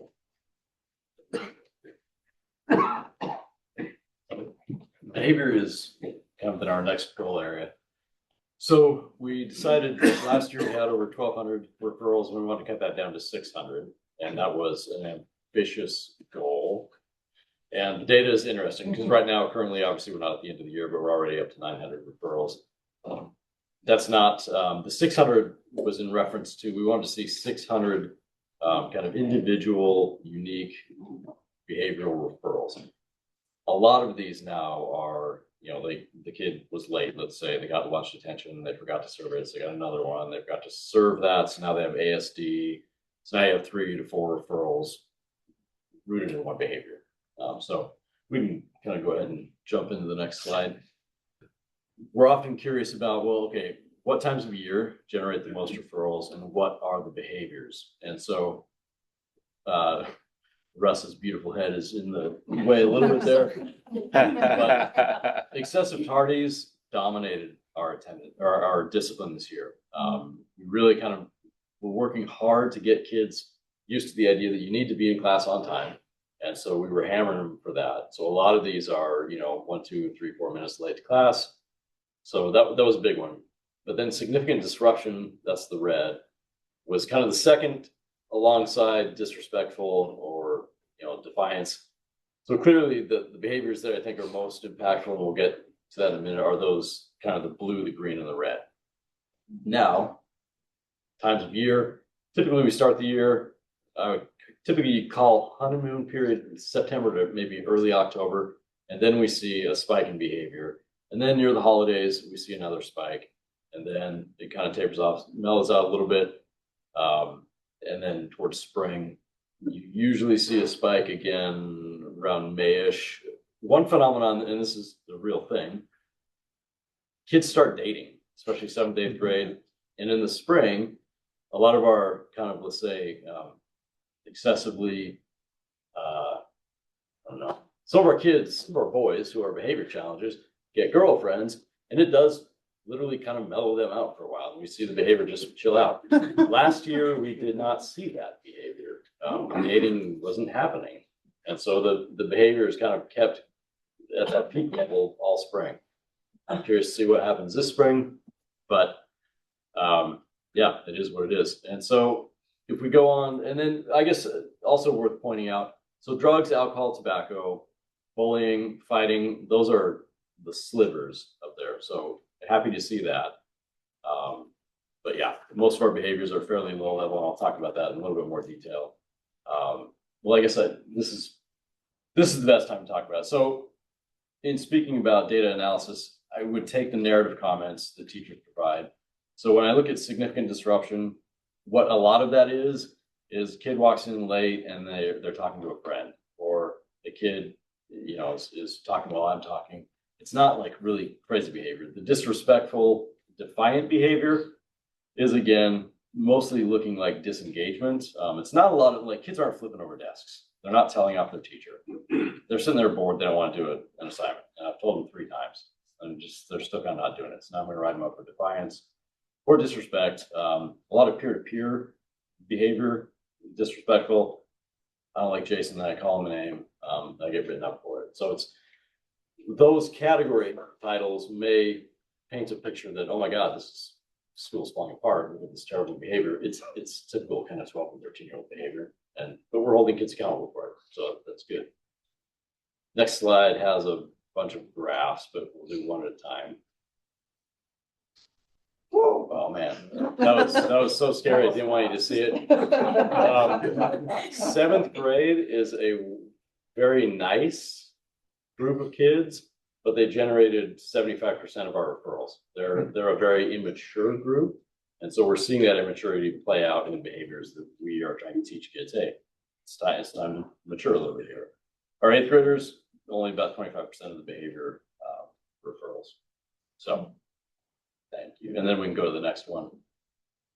Sorry, it's like double clicks. Right? I like clicking. Boys, like I said before, they provide us about 70% of our business in the principal's office, and then girls, much less so. With boys, it's a lot of the disruption in class. I heard it said once in teacher training that school was designed for girls and not so much for boys. And whether or not that's true, I don't know. But behaviorally, it sort of presents that way. The girl behaviors that get into trouble is a lot of like skipping, or then the peer-to-peer kind of girls have very dynamic relationships, and sometimes they're really best friends, sometimes they're worst enemies. Boys, it's a lot of, I'm going to walk in the door late and I'm going to shout something because I know that'll impress, you know, those kids over there. And so it's more that disruptive kind of, you know, the boy behavior.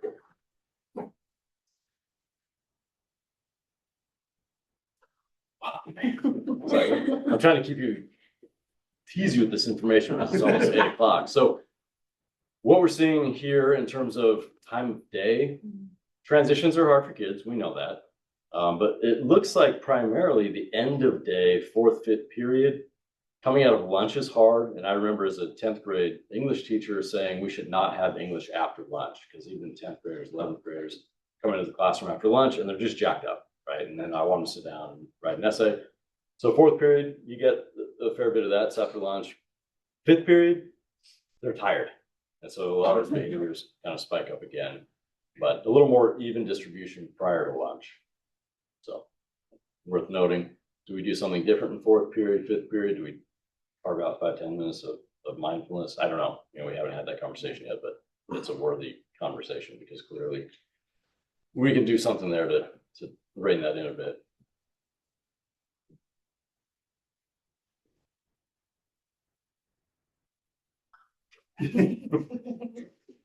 And I put this graph up here simply to represent there's a kind of a diverse, I don't know, spectrum. Some teachers, they don't write referrals very much. Some teachers will write a referral for, much more frequently and for a lot of different behaviors. And so what does that mean? It doesn't really necessarily mean anything. Could it be more PD on, okay, what are the behaviors we're really going to target every time? What are the behaviors we don't necessarily need to target? Theoretically, that sounds good, but I know as a teacher in a large English department, things that I would let slide, other colleagues of mine would like, nope, I'm going to hammer that kid every time. And things that they might let slide, I feel like, nope, I'm going to nail them every time for that. So getting everyone to kind of discipline the same way is sort of like getting every parent, even in a two-parent marriage, to discipline the same way. And if you've ever parented with someone else, that's hard. That's only two of you, and it's your own kids. So I don't know if we necessarily need to spend a lot of time on PD about how to and when to discipline, but it is interesting that some teachers simply write a lot more referrals than others. And I'm usually one of the bigger colors in there. Obviously, I didn't attach names to this because I process a lot of these, and I'll write kids up at lunch, I'll write kids up at breakfast, I'll write kids up at passing. I don't ever give up an opportunity to write up a kid. So anyway, that's for what that's worth. We can go to our next one.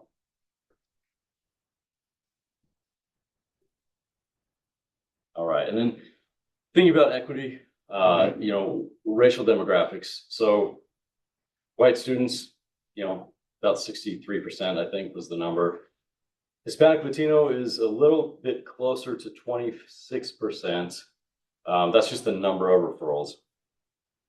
And when you look at our Latino population, it's closer to 18%. So there's a disparity there that begs the question, why? What's behind that? So definitely worth looking more into. And when I did look at all the narratives, a lot of it is just like, it's talking in class. It's again, not anything wild or crazy. It's just so-and-so's talkative. And just a couple names dominate that category, even though we've got many Latino students. So I don't know, worth looking at.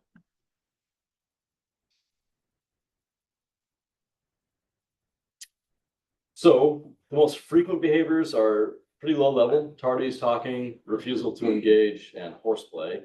But our most impactful referrals are kind of the disruption, talking during instruction is hard, noise making, coming in late. Those are, again, pulled from the narrative comments. Those are the ones that show up most frequently. Disrespect looks like talking during instruction. So it's not necessarily a kid being rude to a teacher or to a staff member. It's more, well, I want to talk to my buddy. It's way more interesting than Shakespeare, so I'm going to do that. And then they get written up for it. Or disengagement, right? A lot of kids will come to us. They're tired, they're hungry, or they don't get what we're asking them to do, or they're maybe just bored. They don't like the content and they're not going to do that thing right now, but I want them to do that thing right now. And so I'm telling them to do that thing right now. And if they're not, then I'm going to write them up. Would they take it home and do his homework? I don't know, maybe sometimes, but right now they're not doing it. So they get written up for it. Defiance, a lot of refusal to follow directions, and then lying. It did show up more frequently than I thought. It took me a little bit by surprise as I was looking at the narratives. But yeah, refusal to follow directions again. Like, hey, can you put your laptop away?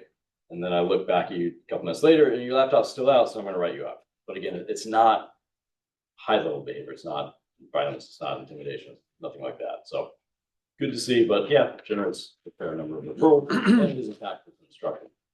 So, come to the next slide.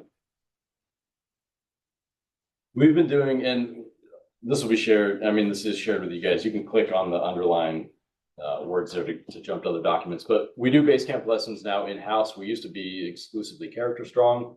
Rob Bennett, who's going to talk a little bit about attendance, he's been putting a lot of these lessons together. Tim's jumped in on a couple of them as well. And the idea is that we're moving away from the big kind of now corporate feeling lessons to lessons that are Baker specific. We've got a lesson coming up on Monday that's all about tardies and why is it important to be punctual. So we target behaviors that way, try to educate kids. We also listen to student input. One of the policies that we changed this year is we were getting a lot of referrals for bathroom use. The policy at the beginning of the year was, if you use the bathroom during class, you owe me 3 minutes. Kid gets written up for 3 minutes because I tell Ed he owes me 3 minutes. That was 20 minutes ago. He's 12, and now he's talking to his buddy, and the bell rings, and he goes out with all his friends because he totally forgot that he owed me 3 minutes. So now he gets a write-up for that.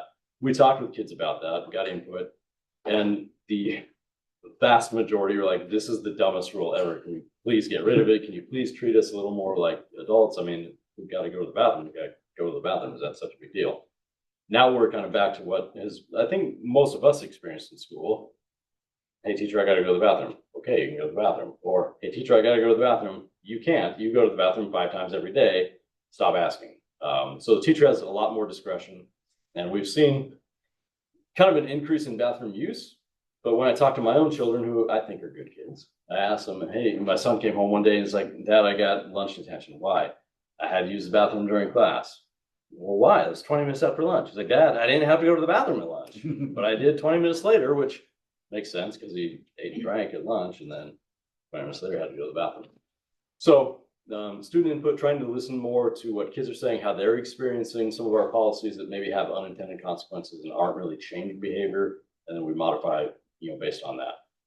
The PBIS Baker Bucks, that's been helpful, but I think that where it's falling is we'll get really hot on a behavior or an initiative and we'll reward kids with Baker Bucks, and then we kind of forget.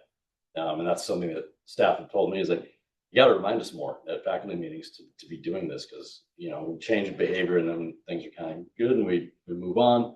But Baker Bucks, we've seen, Rob and I are out every Friday with the cart with goodies and kids can trade in their Baker Bucks for stuff. And they, to date, they're still really, we get mobbed as we're pushing this thing to the cafeteria. Kids are into it. So that's good. Next year, we might try to get some community input in terms of right now, really all we offer are edible goods, chips, candy.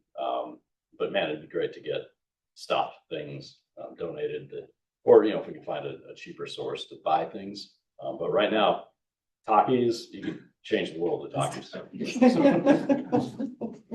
Communities and schools has also been more for our tier 2 and 3 kids. That's been a great partnership this year, is our first year, and I'm hoping it continues on indefinitely because it's been really awesome to have that partnership and that support in getting another caring adult who's got the backing of a pretty good agency to work with these kids who are really struggling and provide time, provide guidance, provide support. So that's been really helpful as well.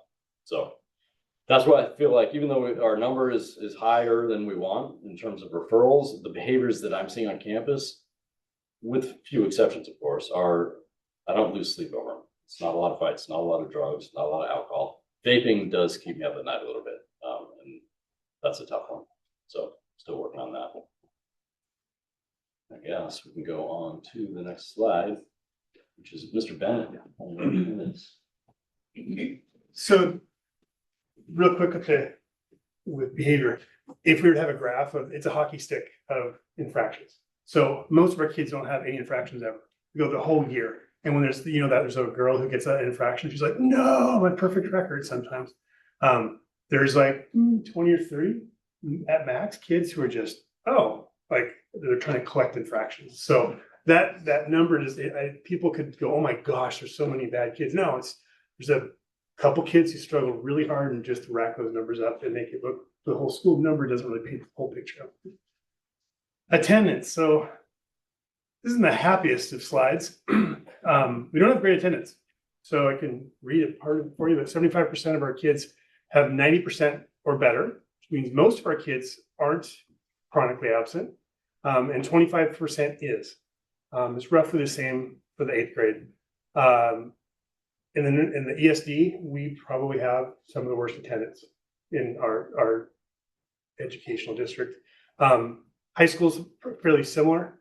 And I don't know the elementary exactly, but the last time I looked at it a couple of years ago, it was fairly similar. So we kind of have this trend of kids we have a trend of some considerable numbers of chronically absent kids. We do use Baker Bucks to recognize. So if you got perfect attendance, and we don't do it for the whole year, hey, this last 2 weeks, you have one tardy and no absences. So we'll give you 5 Baker Bucks and they trade those in for Takis and stuff. And if we are wrong, they let us know because they're like, I was here. I have a kid just hound me to make sure it's correct. We do phone calls, letter at home. We do parent meetings. I've got a parent meeting. Today I had one. I have one tomorrow. It's really difficult trying to get parents of kids who don't come to school to come to a parent meeting and talk about why the kid doesn't come to school. It's also, and this is not a big surprise, really hard to work with kids on attendance when they're not at school. And when they are, the teachers get really angry if you, not they get angry, you get frustrated because they're missing content and you want to help support them, but you're pulling them out of that math class. And that's one more, so as a counselor, that's hard for me because I want them in class. So the reason we have different attendance from doing interviews and trying to those, we haven't done as much of those as we'd like, but really what it boils down to is one of the reasons our attendance is not moving is because there's not really great programs for it and it takes a lot of time. And we're really dealing with the kids who are in front of us right then. We had 6 kids in the office today for different various reasons. And we're trying to deal with them. If a student's not in class, it's really easy for them to just fall through the cracks. So doing that, trying to do the outreach. And when we look at the kids who do drop out in high school, it's kids who struggle with attendance high school, struggle with attendance in junior high. And it's not surprising when we talk to elementary school that they're the same kids who are struggling with attendance. So this is an area I think we could really work on. And we haven't gotten a whole lot of traction, to be honest, which is a little frustrating. I wish I could have another slide that was going in a different direction. But the interviews have been really helpful to help understand why kids aren't coming to school. So when you talk about perseverance, like, yes, we could directly tie that in with some of our attendance issues and with parents and with the kids too.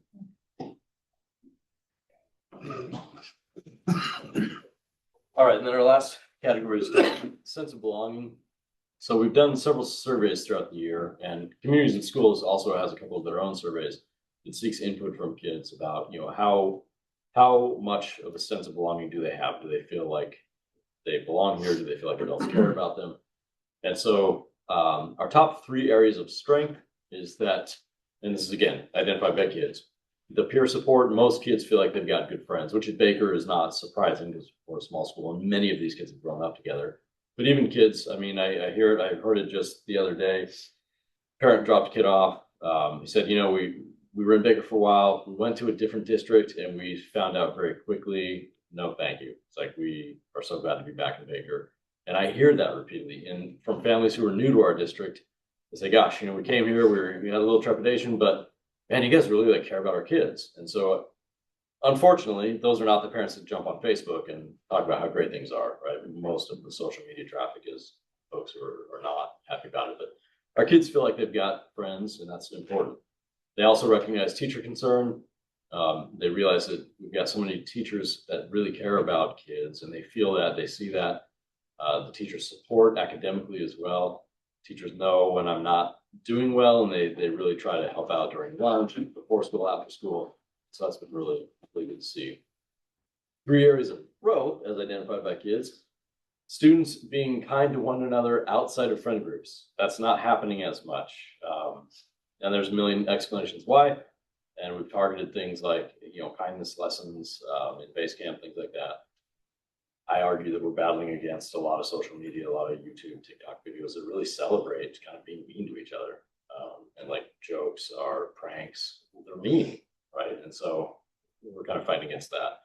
But students will say, within my friend group, we're all good. But man, that group over there, they're really making fun of us and we're making fun of them. So that student to student interaction outside of peer groups, outside of cliques, for lack of a better term, that's an area we can work on.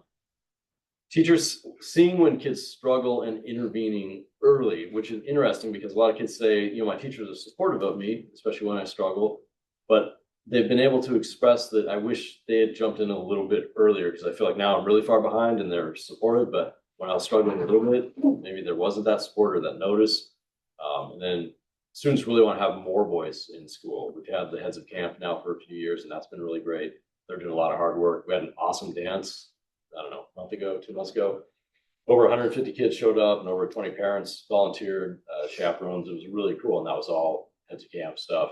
But then, like I said, policy changes, things like that. They want to have more voice in kind of what their school looks like, feels like, and that's obviously really important. So trying to do more in that realm as well. But the good news is,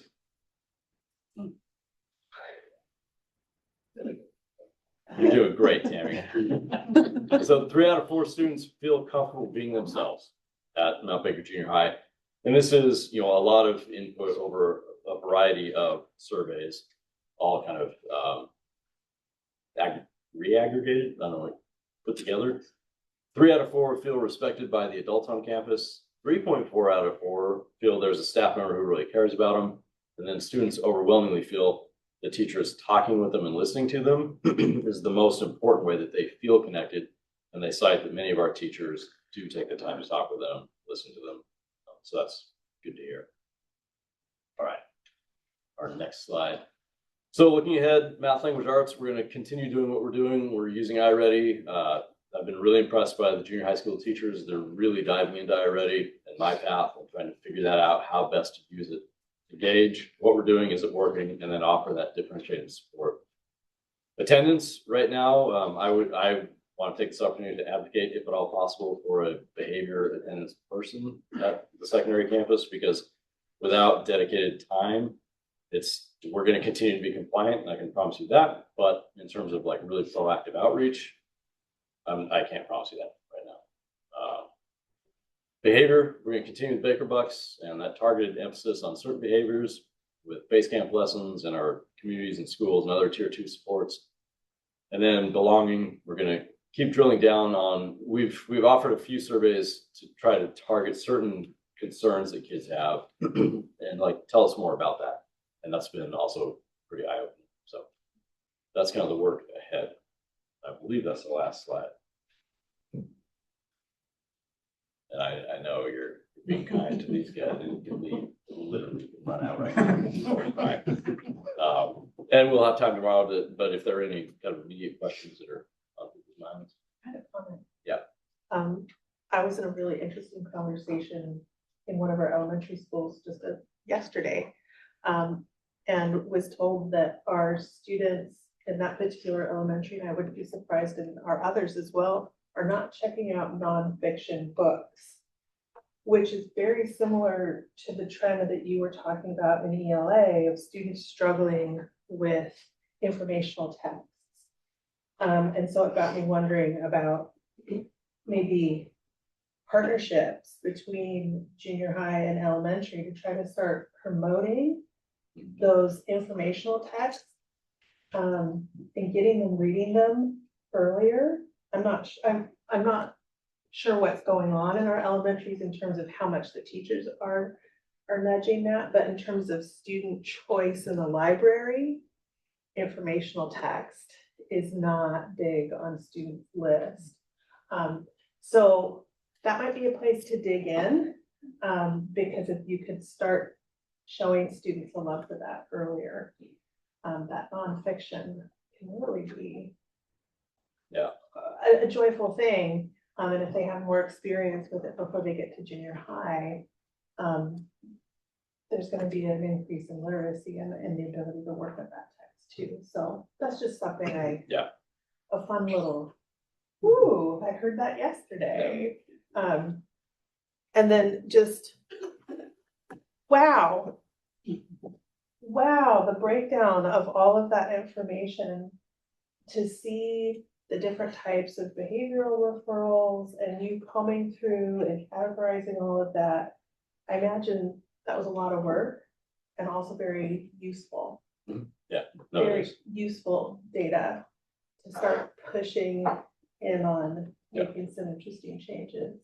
Yeah, and 2 comments. As a former English teacher, I shouldn't have to give up my literature. And I need science teachers and history teachers and everyone else to also be teaching some reading because you can really hit those informational texts in a very authentic manner because there is a place. I mean, we know that the majority of kids when they graduate, and I mean overwhelming majority, they're not going to read literature again. We're not a nation of readers as much, but all of them will have to deal with informational texts. I mean, bottom line. So yeah, trying to get the literacy instruction increased in other content areas as well, because we do. I mean, we feel it as language arts teachers, like, come on, I can't do all of it, right? Because there is a place for literature. It's super important. So yeah, trying to get that in the other folks to teach reading and writing as well are really important. And then the data piece, I will say that the new approach to school improvement plans, which for the first time in my time here, has a very strong emphasis on data, I mean, you've all been here, other school improvement plans, like, hey, here's our goals and we're working, cool. But now it's like, okay, well, show me the data. Like, is it working? Is it not working? And so that's been really helpful because it forces you to look at what are we doing? Is it working? Is it not working? If it's not working, what do we need to change? And if it is working, how can we leverage that? So it's been good. It shows, it's exciting. And it's interesting to see that with the ELA data, the strength in those high frequency words, and that's exactly what you guys have been targeting, and that's a place where students were excelling. So I think that's a exciting win as an educator to see, hey, our efforts are measurably paying off. Yeah. So I just wanted to acknowledge that. That's really exciting. Yeah.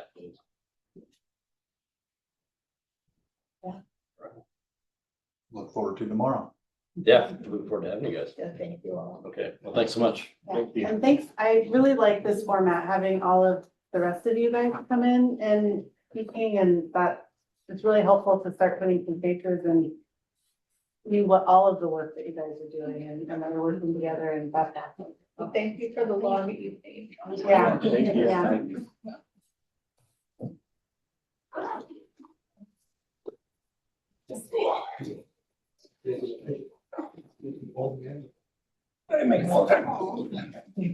Stay and listen to yours? Rude. Okay. How about me? Hi. Our presentation is the aesthetic is very different. So, It's fun. Is it? it's fun. It's preschool singing, dancing? Yes. What do we got? So, thank you for giving us a little bit of time to present. Thank you, Jessica, for having us present. Haven't done this very much over the years, so I'm thrilled to be able to be here. Talking about our Educational Resource Center. So, whereas the junior high has 200 students, we have 30. And all of our students have qualified for special education services. We're a really specific focused program to support the developmental needs of students. And so we're going to run through just kind of what we do, who we are, and talk about some data at the end, a little bit of data. And I would love to hear feedback on the kind of data you'd like to hear from us going forward as well, because we're very focused in a singular level, looking at kids and their IEP needs. So kind of very different. We don't have an already, we have a platform, very different than. So jump right in. All right, so we're going to talk about who we are. We're going to talk about our screening, our evaluation, and our program in general. And we're going to dive into classrooms. So again, I'm Ian Linterman. I'm the Student Services Director, and one of my hats is the principal at the ERC. And this is Jen Forbes. I'm one of the preschool teachers, special education preschool teachers at the ERC, part of I didn't realize how big our team was till I actually saw all of our pictures. There's a lot of people who work hard to support our youngest learners in the district. Next slide. And go ahead and go straight to the next. We're going to talk about who we are and what we do. All right, so I want you to meet the team for a second, because what Jen talked about is really important. We have about 17 people who are a part of the ERC in some capacity. Only 4 of them work solely at the ERC. So we have a lot of staff who do other things. Our speech and language pathologist, she works in 3 schools. So she spends a couple days at the preschool, and she's also at Acme and at Kendall. Kate Davies is our family service coordinator. She assists at Harmony and at preschool here and there. So I'm not going to go through all of that, but I just wanted you to see that there are a lot of people involved behind the scenes and directly supporting students and indirectly supporting students in our little building right over there. Okay, next slide. All right, our students. Our focus is children ages 3 to 5. All of our students have qualified for special education services in some way. They may include challenges in the following areas. Probably most common is communication. We see that a lot. Our students might struggle with processing what they hear. They may struggle with being able to express themselves clearly, or they may have articulation issues where they struggle with specific sounds, and so their words come out different. And sometimes they're really hard to understand. We have students who have social emotional needs and behavior needs. We'll have kids who are on the autism spectrum and who've been diagnosed and some who've not been diagnosed. And we treat them very similarly when we see those kind of things. We have students with variety or global developmental delays, so they'll have impacts in multiple areas. And we will have students with fine and gross motor issues. Fine motor being little things like pinching and writing, all those kind of things. And then you have gross motor, which is more balance and catching and climbing. We'll have students who may struggle in those areas or one or more. And then we also have students who might have medical issues or other diagnosed needs. What's important to understand is we serve who comes to us, no matter what those needs are, small, big, you know, very impactful. We have to figure out ways to support our students in our little 4-classroom house. Over. Okay, next slide. All right, so I just kind of want to give you a snapshot. Technically, we have 5 developmental areas that we have to assess by law, by state and federal law, and that's cognitive, so that's thinking and reasoning skills. That's motor, which I just talked about, the fine and gross piece. Social emotional, language for communication, and then adaptive, which adaptive skills are personal, domestic, and community kind of things. So personal, taking care of yourself, adaptive being eating, dressing, buttons. You know, we have kids who struggle with, they're learning to put on and take off their coat, you know, those kind of things. So we're focused on those 5 developmental areas, but we put in the 6th one here because sensory is so important.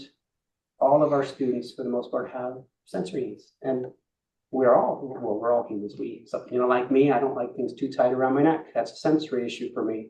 We all have those kind of things. Our kids, helping them link to the sensory things that are helpful for them, help regulate them, right? So that's really important going forward. So we may assess sensory, but it's not an area where we qualify them in, but we definitely support them. So next slide.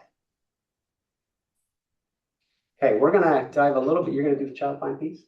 Okay, go ahead. Before that though, I want to make a comment about the diversity of our Please do. classrooms. And just the idea, as Ian said, there's a lot of different students that we serve. You go out into the other schools and you see the learning strategies program, you see the intensive learning center, you see resource rooms, you see kids getting just therapy services in all these different classrooms. We are doing all of that in one classroom, all at the same time with 3, 4, and 5-year-olds. So just as we go through this, I think that's just an important perspective to hold on to because it has significant impacts when we are coming and saying, this is what we need, or this is what we're trying to support, or things like that. It's not just this little need, it's all these needs at one time. So just a lens that I wanted to encourage you to look through because it impacts everything that we do. So Child Find is our process for identifying students who potentially are going to join our program. We have parents and families who will call. We have a concern, something, you know, we're not ready for kindergarten. We get a lot of those phone calls in the spring. We also work closely with our Head Start programs, the Opportunity Council program up at in Kendall, the Nooksack Tribal Head Start here. They do a lot of referrals to us where they'll reach out and ask questions like, hey, we're wondering about this, you know, so we encourage them to just refer families. You know, the worst that's going to happen is you're going to get an update on where your child is developmentally. Like that's a pretty good thing to get. So if teachers are expressing concerns, families are expressing concerns, we just say, let's schedule and come on in. The early support for infants and toddlers, the ESIT program, that's the birth to. We work closely with them. We have regulations around transition process and the timelines for that. And then we do have community providers, physicians who will refer families, really suggest that they reach out to the school district. So that's kind of where we find kids. But then they come in to us, we schedule an appointment, just about an hour, and we go through all of those domains that Ian was talking about. We also do a pretty in-depth interview with families. They are the expert, they know. And even though we're going through these, you know, this standardized screening, sometimes they say things that, you know, we kind of clue into or they didn't have a concern about, but when they start talking about it, we can start talking about, well, developmentally, maybe we should look closer at that. So family interviews are really important. And from there, based on the results of the screening, the family interview, we make an evaluation plan. Are there more areas that we want to look at more closely? And we make it very clear to families as we're going through this, you know, there's choice all along the way. We're just gathering information. We just take it one step at a time, particularly our birth to two students. It's a really scary transition to come to preschool. It's like big school, like, but our kids, you know, they ride a bus, they can do all these things. So we just take one step at a time. It's not like you're all in just because you showed up in our classrooms, and work with the family at their pace within all of our timelines and rules, of course, but really important to us that we're making those good family connections, because that's the basis of preschool. So that's child find. Okay, thank you. So when we've identified areas of concern, we then need to complete assessments. And those assessments take the form of a variety of different things, but at the core of our assessments, so let's say we're looking at a student's thinking and reasoning skills, so cognition. So we will follow up, our school psychologist will complete, we call these things standardized tools. And what I mean by standardized is they're norm referenced. And what I mean by norm referenced is whoever created this tool, they go through and they administer this test to sometimes thousands of students of all different ages, and they build norms, so expectations like at 3-month or 6-month windows. And so we can get a snapshot of a student who's 2 years, 4 months of age, and we know how they perform on this test and if they are at expected levels, above or below. So these assessments, these standardized tools, give us a real good snapshot in terms of understanding our students going forward. Some of our kids, we can't assess in an interactive way because of their language issues or something along those lines, or their behavior gets in the way, they can't attend well. So we have to look at other things. So we have rating scales, we complete observations, we'll review medical records, we'll take all those things into account to determine eligibility, which is the next component. Next slide, please. All right, eligibility process. So in order to qualify for our program, you must have a significant delay in an area that we've identified in one of those 5 areas or 2 of those areas. I'll kind of describe that in a second. Are we familiar with percentiles? So if I say somebody's 50th percentile, it means if we line up 100 kids, someone in the 50th percentile is right there in the middle. The at expected range is around 25 to 75. So what we're trying to identify are students who are below the 10th percentile. It's really around the 7th percentile, especially if you're down to like the 2nd percentile. That is a pretty significant delay, and we want to capture those kids if they have 1 or more areas that are at the 2nd percentile, or 2 or more areas at the 7th percentile or lower. So we do have we have some structure we have to follow with regard to qualifications. Not any student that can qualify for program, we have to identify legitimate delays. Again, so the team that's involved in that process, it's not just the school. It starts with the parents. We have our special education teacher at preschool. We have our specialists. If they completed assessments, they're involved. And me, the principal, I'll be at those meetings as well. So if we qualify a student for special education services, we'll be writing an individualized education program, an IEP. That is that kind of centerpiece to what we do. It outlines all the services we provide, how we provide it, number of minutes, and the best way to do that. And we'll incorporate accommodations and supports and all the sensory pieces into that process. That is our eligibility. So once they're eligible, they have a couple options for how services are provided. We often have students, particularly those who are articulation is their primary concern. They come in, they work just with the speech therapist. Parents bring them in, they do a very targeted interventions, and then they go on with their day. OT and PT, occupational and physical therapy, could be the same, although I think I've only seen 1 child in 10 years who's done just those therapies. So, but it is available. It's an option, and something that we decide as a team during the IEP meeting, how those services would be provided. Most commonly, though, they come to preschool, they come and spend the morning or afternoon with us, 2.5 hours, 4 days a week. And we have, you know, special education teachers, paraeducators, and our therapy staff provides therapy built into those days. So sometimes that's pushing into the classroom and supporting students. Sometimes that's taking them to their therapy space to do some more targeted interventions. It varies.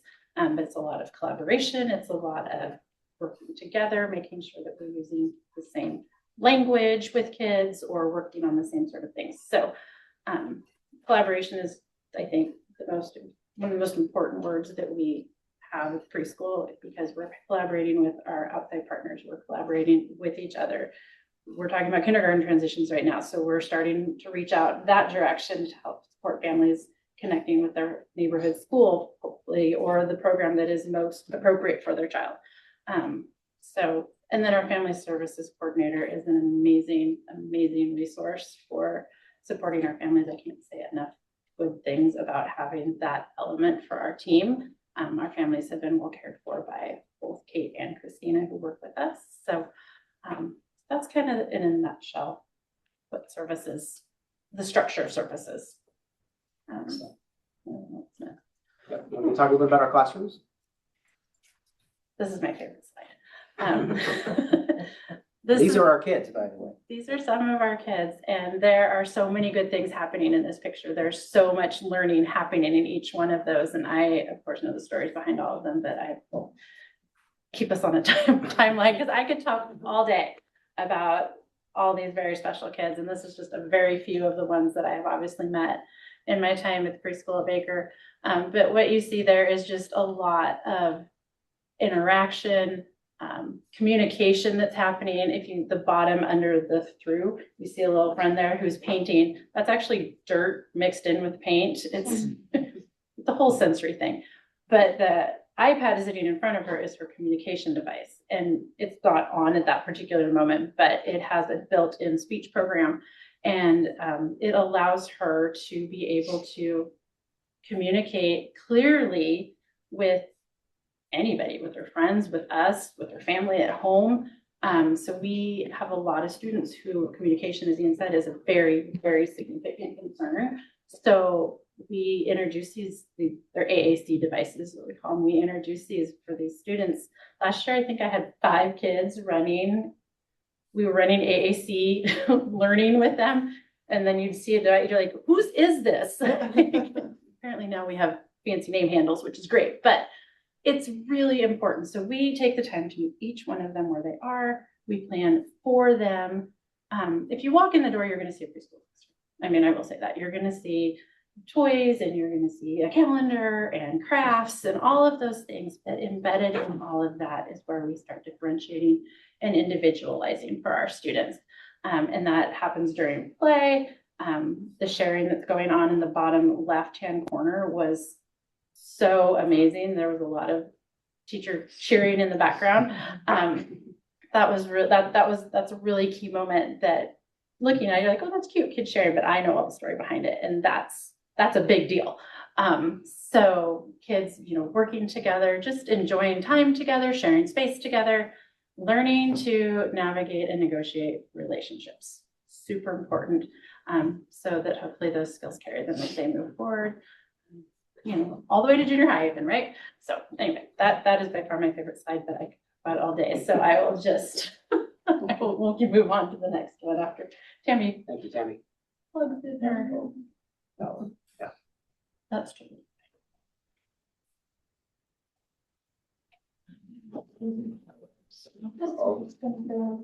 I mean, I can keep talking about all these amazing things because I just think they're so wonderful. Thank you. Okay.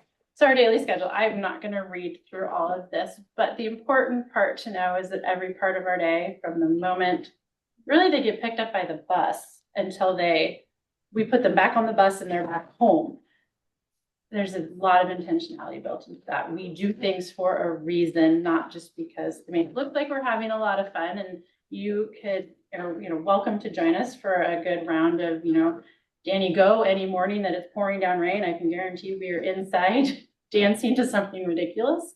But it's fun, and it's imitation, and it's attention, and it's communication, and there's so much happening, even though it looks like to them, we're just playing, we're just having fun, but we know all the good things that are happening. So just knowing that in our classrooms, the things that we're doing have a purpose. The way our classrooms are arranged has a purpose. Like everything has an intentionality to it. Every piece of furniture in my classroom is where it is for a reason. Things you can reach for a reason. Things you can't reach, you can't reach for a reason because I want you to ask for them, things like that. So just knowing that that's really important, and just building community and independence, and helping them be ready for kindergarten is a really big focus for us. Not because, they're not all necessarily going to be in a general education kindergarten setting. And then when I talk about ready for kindergarten, I'm not talking about letters and numbers and colors, which is great. We work on all of that. But there's so many other skills that they have to have before they're ready to do that. So that's what we're working on. That's a significant portion of what we do. So, Slide 10, thank you. And instruction. It's very individualized. We do a lot of theme-based learning because it helps keep us on track. It gives us something that the kids are engaged in. It's interesting to them. We are just finishing up the weather right now, which has been very fun. And of course, every week we were talking about different weather, and it was always not that weather that week, but it's just the way it worked. Maybe one of these years I'll do it so that we can plan more, be more flexible, but it's really challenging. So we, meaningful topics to them. The weather is a meaningful topic. When it's pouring down rain, we don't go outside, and there's a reason for that. So we're going to talk about that. When it's sunny, we do go outside, but when it's really, really hot outside, that's different. So it all has a purpose. So we do fun projects, and that gets us to fine motor and direction following, all of that, but it all kind of ties together, which is what we love. Our materials are all teacher designed for the most part, but they're pretty flexible and responsive to the classroom. Even today we were making, plans that were laid out for next week, and like, wait, the 3-year-olds need something different. So we were remixing that up, and the 4-year-old has something else. And their IEP goals are just embedded into everything that we do. So sometimes it would be hard to walk and be like, oh, that's the goal you're working on. That means I'm doing my job. We're working on it, but we're having a good time. So just play. And all the things up there all had a purpose when we did those activities, those little ones that I showed up there. From playing in muddy water, which was super fun for the kids. They're building bridges to get bears across the water. That's what's happening down there, because we were doing, we're going on a bear hunt. And we've been talking a lot about 5 senses this year. We've had a class that's been really engaged in that. And then the one about that, they're just painting. I think they're mixing colors. I couldn't quite remember, but that was a picture from last year. But I think that was mixing colors and just kind of exploring, and just being together at the table is a huge deal. So anyway, Next slide. sorry, I could talk all day.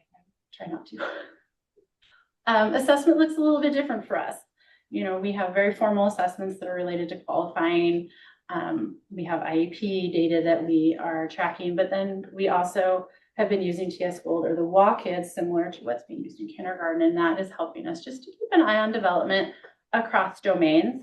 It's a lot of teacher observation, and the program is great though, because I can snap a picture and load it straight up there through the app on my phone, which is really handy. Document everything. This student, this is what they did, this is why, this is what I rated.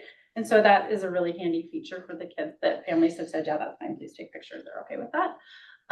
But it tracks that individual growth and development. We are able to look at it programmatically, but I've found that it's really just most helpful at the individual level, particularly because we have such a small student body. And it just helps keep us on track. It informs our IEP goals all the time. Look at where a student is and where we need to go, and we will use that to guide our IEP writing, particularly in the social emotional domain, more than any other, because it really is a helpful guide. So, and then I did put a sample in here, Next which slide. we'll see if we can. Sorry, it's a busy slide, and I apologize for that, but it's kind of all the pieces are there. So some of the goals are very, very objective. We can use a permanent product. We can look at it and be like, oh, I see the progress. Some of them are much more subjective. So the ones that you see in social emotional, that's where I might think, well, this is what that is. And another teacher might be like, oh no, that's not happening. But it's a very large continuum. So the green, if you look at the very top, so this is a student writing their name. The green is where our 3-year-olds are expected to be. And I tried to get this line to line up many, many times, and it never worked apparently. And then the blue is where our P4, those are 4-year-old moving on to kindergarten, would be. The purple is kindergarten. So it's a wide range. And this is a great thing we use this with parents to talk about. This is your child's, this is where they are. This is the progress they're making. And it's okay if you're a little bit below or a little bit above. We just are looking for that progress. So I put 2 samples up there. These 2 students are both ones I've had for almost 3 full years now. They're graduating onto kindergarten next year, but they came to me as very tiny 3-year-olds, literally on their 3rd birthdays. So this is some data. Was just writing their names. So this was actually, they've both been with me a year at that point. So this isn't their very first data point, but you can see it's a little tricky. You wouldn't know who that is if you didn't know who that was. And then you look at the new writing. You can see the one on the top there. She is actually, her whole last name is there. I said the letters and she wrote all of them. So we've been working on that. And then that is an I, an OLL, that is an I dot, and an E. I just cropped the picture too much. So, but just the difference between these squiggly lines and, you know, what we're producing now. And so what WalkKids allows us to do is just look and see that progression over time. Where did we start? Where did we end? And what's really lovely is we can talk to families, and even if your child's in the not yet, it's not going to be there. And we've had kids start in not yet, and then we meet with families in March. We're just doing conferences now, and we're like, okay, well, we're not quite there yet, but look, we've moved up to now we're making some purposeful marks rather than, you know, chucking the crayon on the floor. So that's good news. So it's a nice way to show families that forward progress is all important progress. It's not just these bands. We are looking at that, but it's an encouraging way to talk about things and to talk to parents about kindergarten readiness. Wide continuum. I could show you other data that you'd be like, well, that kid didn't make any progress. Why is that student still sitting in the exact same box they've been in for 2 years? Well, what happens within those little tiny boxes is a lot of things. And when TS School talks about how to move forward, they're like, no, it needs to be solidly in the next section before you move forward. Well, a 3-4-year-old making progress, it takes a long time to build those skills. So, so that's how we're using that data to just I think that's the end. Yep, that is. And so just regarding this data, there's a subjective quality to it because it's based on observations like Jen was saying, where I was earlier talking about the standardized tools, which are very structured, right? So we have both kind of things to look at in terms of how we support our students. And this is key as it links to our MP goals and how we're supporting students. So it's hard to quantify this in different ways, but I wanted you to see the subjective, the data related to TS goal and how we use it forward. Questions? Good questions. I appreciate the passion and the excitement. Yeah. The information that really shows up in the details. I could have talked for much longer, but I. Tomorrow, when we do the site visit, students won't be there because students aren't there on Fridays, but I think it's still important for the board to come see the space and talk to the staff. So that'll be part of the site visit. Yeah. And seeing developmental progression in kids who were nonverbal and then now they're talking, or really aggressive and now they're not, which sometimes is not just 6 months, it's 4 years. But you see that gives goosebump kind of stuff for us because it's like, look what we've done. Look what our whole team has done. So thank you for the time. I have to tell you about the best thing that happened today. I rattled off all these things. The student who just had a phenomenal day, was sharing. The student does not share, was initiating the kid. The student does not do that, was participating in some things that the student had not been doing. So it's super fun. We have very hard days, but we have really, really amazing things that we can see happen. We just have to look really closely. Thanks for giving us attention at the end of the night. I know it's a Yeah, long- sorry. long- Thank you guys for coming. So thank No, you so this much. is great. Thank you. I appreciate, because I'll just say, I've heard you before and like I know all that. I feel like this is the next step with that little with the example of what you're looking at and how you tell of growth. So that's really helpful. Okay, thank you. Yeah. Thank you.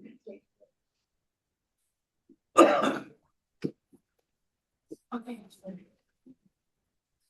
Monthly finance report with the PA. Yep. Just.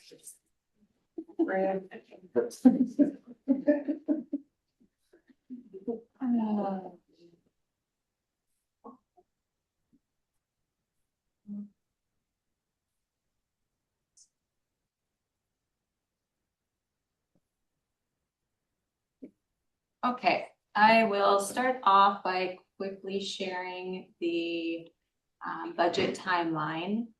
I won't go through all the dates. February has come and gone. We had intents to return sent out. Seniority lists went out to leadership teams, and there's a spelling error I can see there. Enrollment assumptions have been a big discussion, and we continue to discuss enrollment ongoing. Lots of check-ins and meetings regarding budget, enrollment, bargaining is all part of this process. I'm just going to scroll down to the end here. Important dates that we need to be looking at and kind of backtracking from there. The public budget hearing and adoption is obviously the most important date. And so leading up to that, all the steps involved in getting that budget agreed upon and balanced and submitted. So these are mostly preliminary dates, but that's what that looks like. And I can get this to you all as well. It wasn't included in your board packet.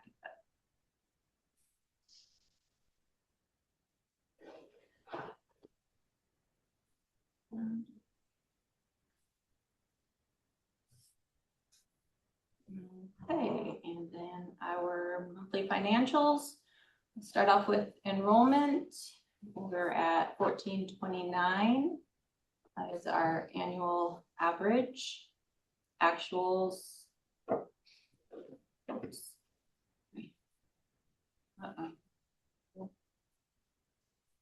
Oh dear.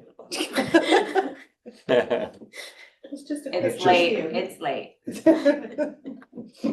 Okay. Don't touch my keyboard when I'm talking. So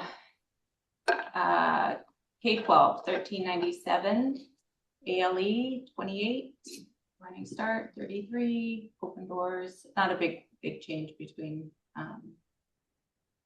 well, budgeted, yes, but compared to last month, not huge changes. Differences on the right, we're still looking at a decline every month. Could you remind me again what ALE is? The alternative learning environment. So that's the not Baker Academy, like online. Oh, okay. Online, Yeah. Okay. And then this graph just shows the same numbers in graph form. Sorry, with the Running Start, how do we track that? Because are they still part of the school, or they're just doing Running Start? Yes, yes. So- I think so at the I think Toby Marston at the last steering team meeting, I think we get like 7% of the money from the state for Running Start students. Oh, okay. So the majority of that money goes to the So they're still tracking it. Yes. And there was one, sorry, there was one more category there. I didn't know. Open Doors. Oh, Open Doors. Okay. Yeah. And what is that again? So that's students who have not been, they're at risk of dropping out of our regular high school program. And so they are taking courses and getting resources from, I can't remember the organization in Whatcom County that, so it's similar to Running Start in terms of the other organization is getting the bulk of the funds for that student, but we still are responsible for tracking them. I see. Okay.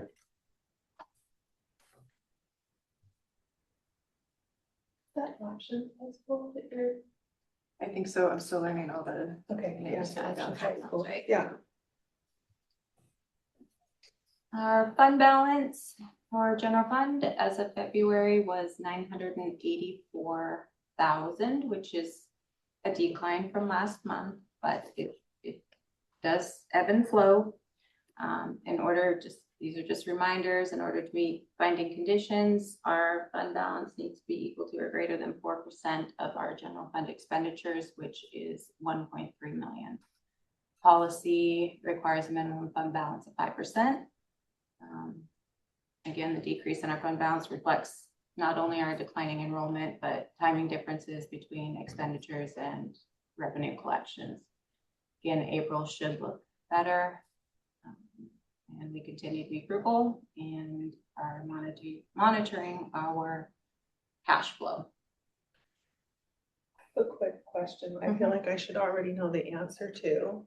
That 4% of fund balance for binding conditions, is that at any given time, or is that the average for the year? Ending fund Ending. balance. The ending fund balance, it Yes. probably even said that in the slide, Yes. and I just read right. That's okay. Wait. The only significant change in the other fund balances is the transportation vehicle fund, and that is because we paid for a bus that was recently received. Is that the one we're gonna, not the one we're gonna get reimbursed for, though? The one from that bus accident? Not that I'm aware of. No, this was one that was for last year. Revenue and expenditures, general fund revenues were 2.5 million, expenditures were 2.8. Our year-to-date general fund expenditures are 16.3 and represent 47% of our budgeted appropriations. Additionally, there's 1.8 million encumbered, and total, this number represents approximately 94.6% of our budgeted appropriations.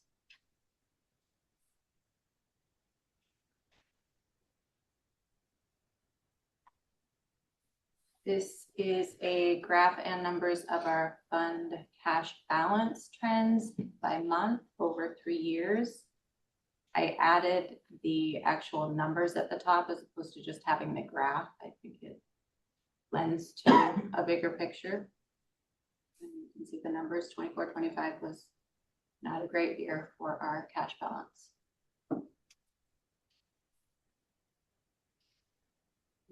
So we're doing better. We are, and we're riding along similar lines as 23-24. Interesting.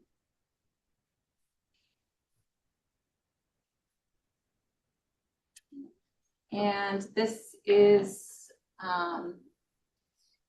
something I'd like to address more frequently than we do, the importance of aligning staffing with enrollment, considering the lack of enrollment and the legislature and the lack of funds. As the district continues to experience declining enrollment, it's critical that staffing levels are adjusted accordingly, and that will help us maintain financial stability, because district revenue is largely driven by enrollment, while staffing costs are our largest expenditure at about 83 to 85%. Read this with this.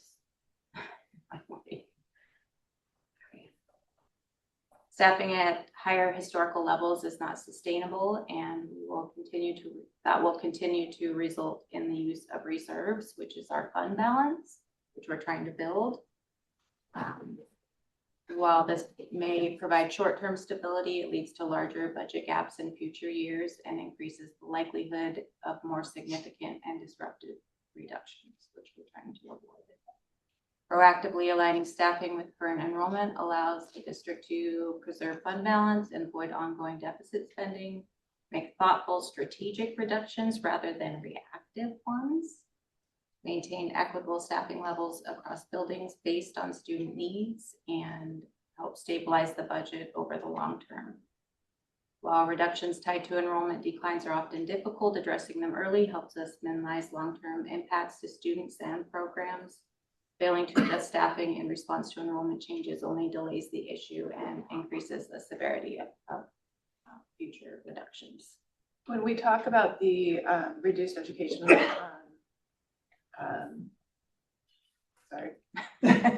resolution, that's going to be next month, you're going to see some proposed staffing reductions. I just also want to caution, though, that there's a point where we're nearing it, where there's not much further that we can cut and still maintain where we're at.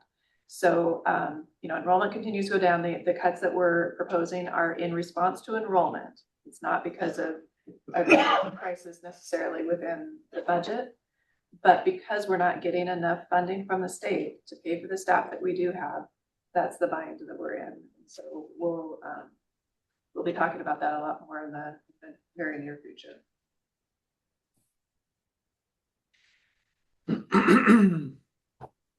And then I just wanted to update you all on the annual audit. It began on February 9th. It is still in progress. They're doing a financial audit, federal single audit, which was special programs and child nutrition, which they have finished up with, and then an accountability audit. I meet with the auditors weekly to discuss reviews and recommendations, and the board will be invited to an exit conference when they finish up, which hopefully will be in the next couple weeks.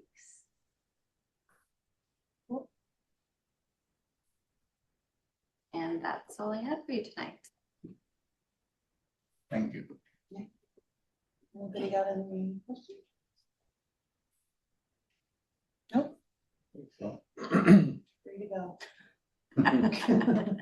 Till next time. Maybe just a comment, and we've talked about this on multiple occasions, but given that trend of declining enrollment and that it's a nationwide trend that's tied to lower birth rates,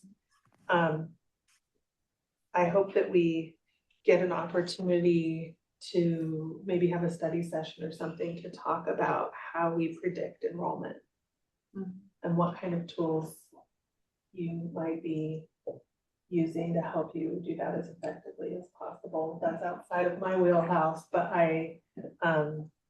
it drives everything. And so getting those predictions as dialed in as we can. You know, can you see the future? We were in a WASFO conference, like Zoom conference on Monday, where they were saying where in the past, a lot of those predictive models were very helpful. It's not as much anymore. So it's even for the people that did have it dialed in, they're struggling to do that. So, but yes, we could certainly talk about it more. Okay. I think when you have, no matter what you predicted, numbers just keep going down for everybody, it's kind of hard to find a model that's gonna work, because it's just keep going. Yeah, and it's ever changing, so do the best we can. Yeah, there's no perfect model, but. Great, Thank you. Thank you. thank you. Okay. Policy review. The second. You're good, you're good. Oh. Second reading of Mount Baker Policy 6114, gifts or donation. I think we were just adding some RCWs. And that's what. I'm sorry. So I looked into our CWs, and I reached out to Westa, and the one you gave me, they repealed it in 2025. Oh, So, that was. I did add the other one, although Wasta does not have it on Thank you, theirs, Tammy. but I did add it. I have it in the right. But, yeah, the 42, 52, 140 has been repealed. Okay, So- thank you. Good to know. Oh. And I changed the wording of donates to donated. Sounds good. Great. Is there anything else on that? Nope. Entertain a motion to approve policy 6114. Motion to approve policy 6114. Second. All those in favor? Aye. Aye. Then we've got our regular meetings, April 23rd, May 14th, May 28th, and June 11th. And then. Even though this meeting is super long, we only have one meeting in April, so that makes it. That's true. And I didn't even notice. Moving right along. And then we'll be here tomorrow at 8 AM for our Mount Baker Junior High School and Early Learning Center visit. And now the board will recess into executive session for 30 minutes I'm to gonna say 15 minutes. 15 minutes to discuss the performance of a public employee with no, and discuss collective bargaining negotiations. No action will be taken following the executive session. Great, Great. fine. Thank you, gavel. I'm not closing it. not done yet. Oh, we can't. Oh, that's right. I didn't even do it at the beginning. I didn't even get to do it once. 2 or 3 times. We only do it once in a run. Well, and Yeah, so we start in the middle. you guys made me nervous because I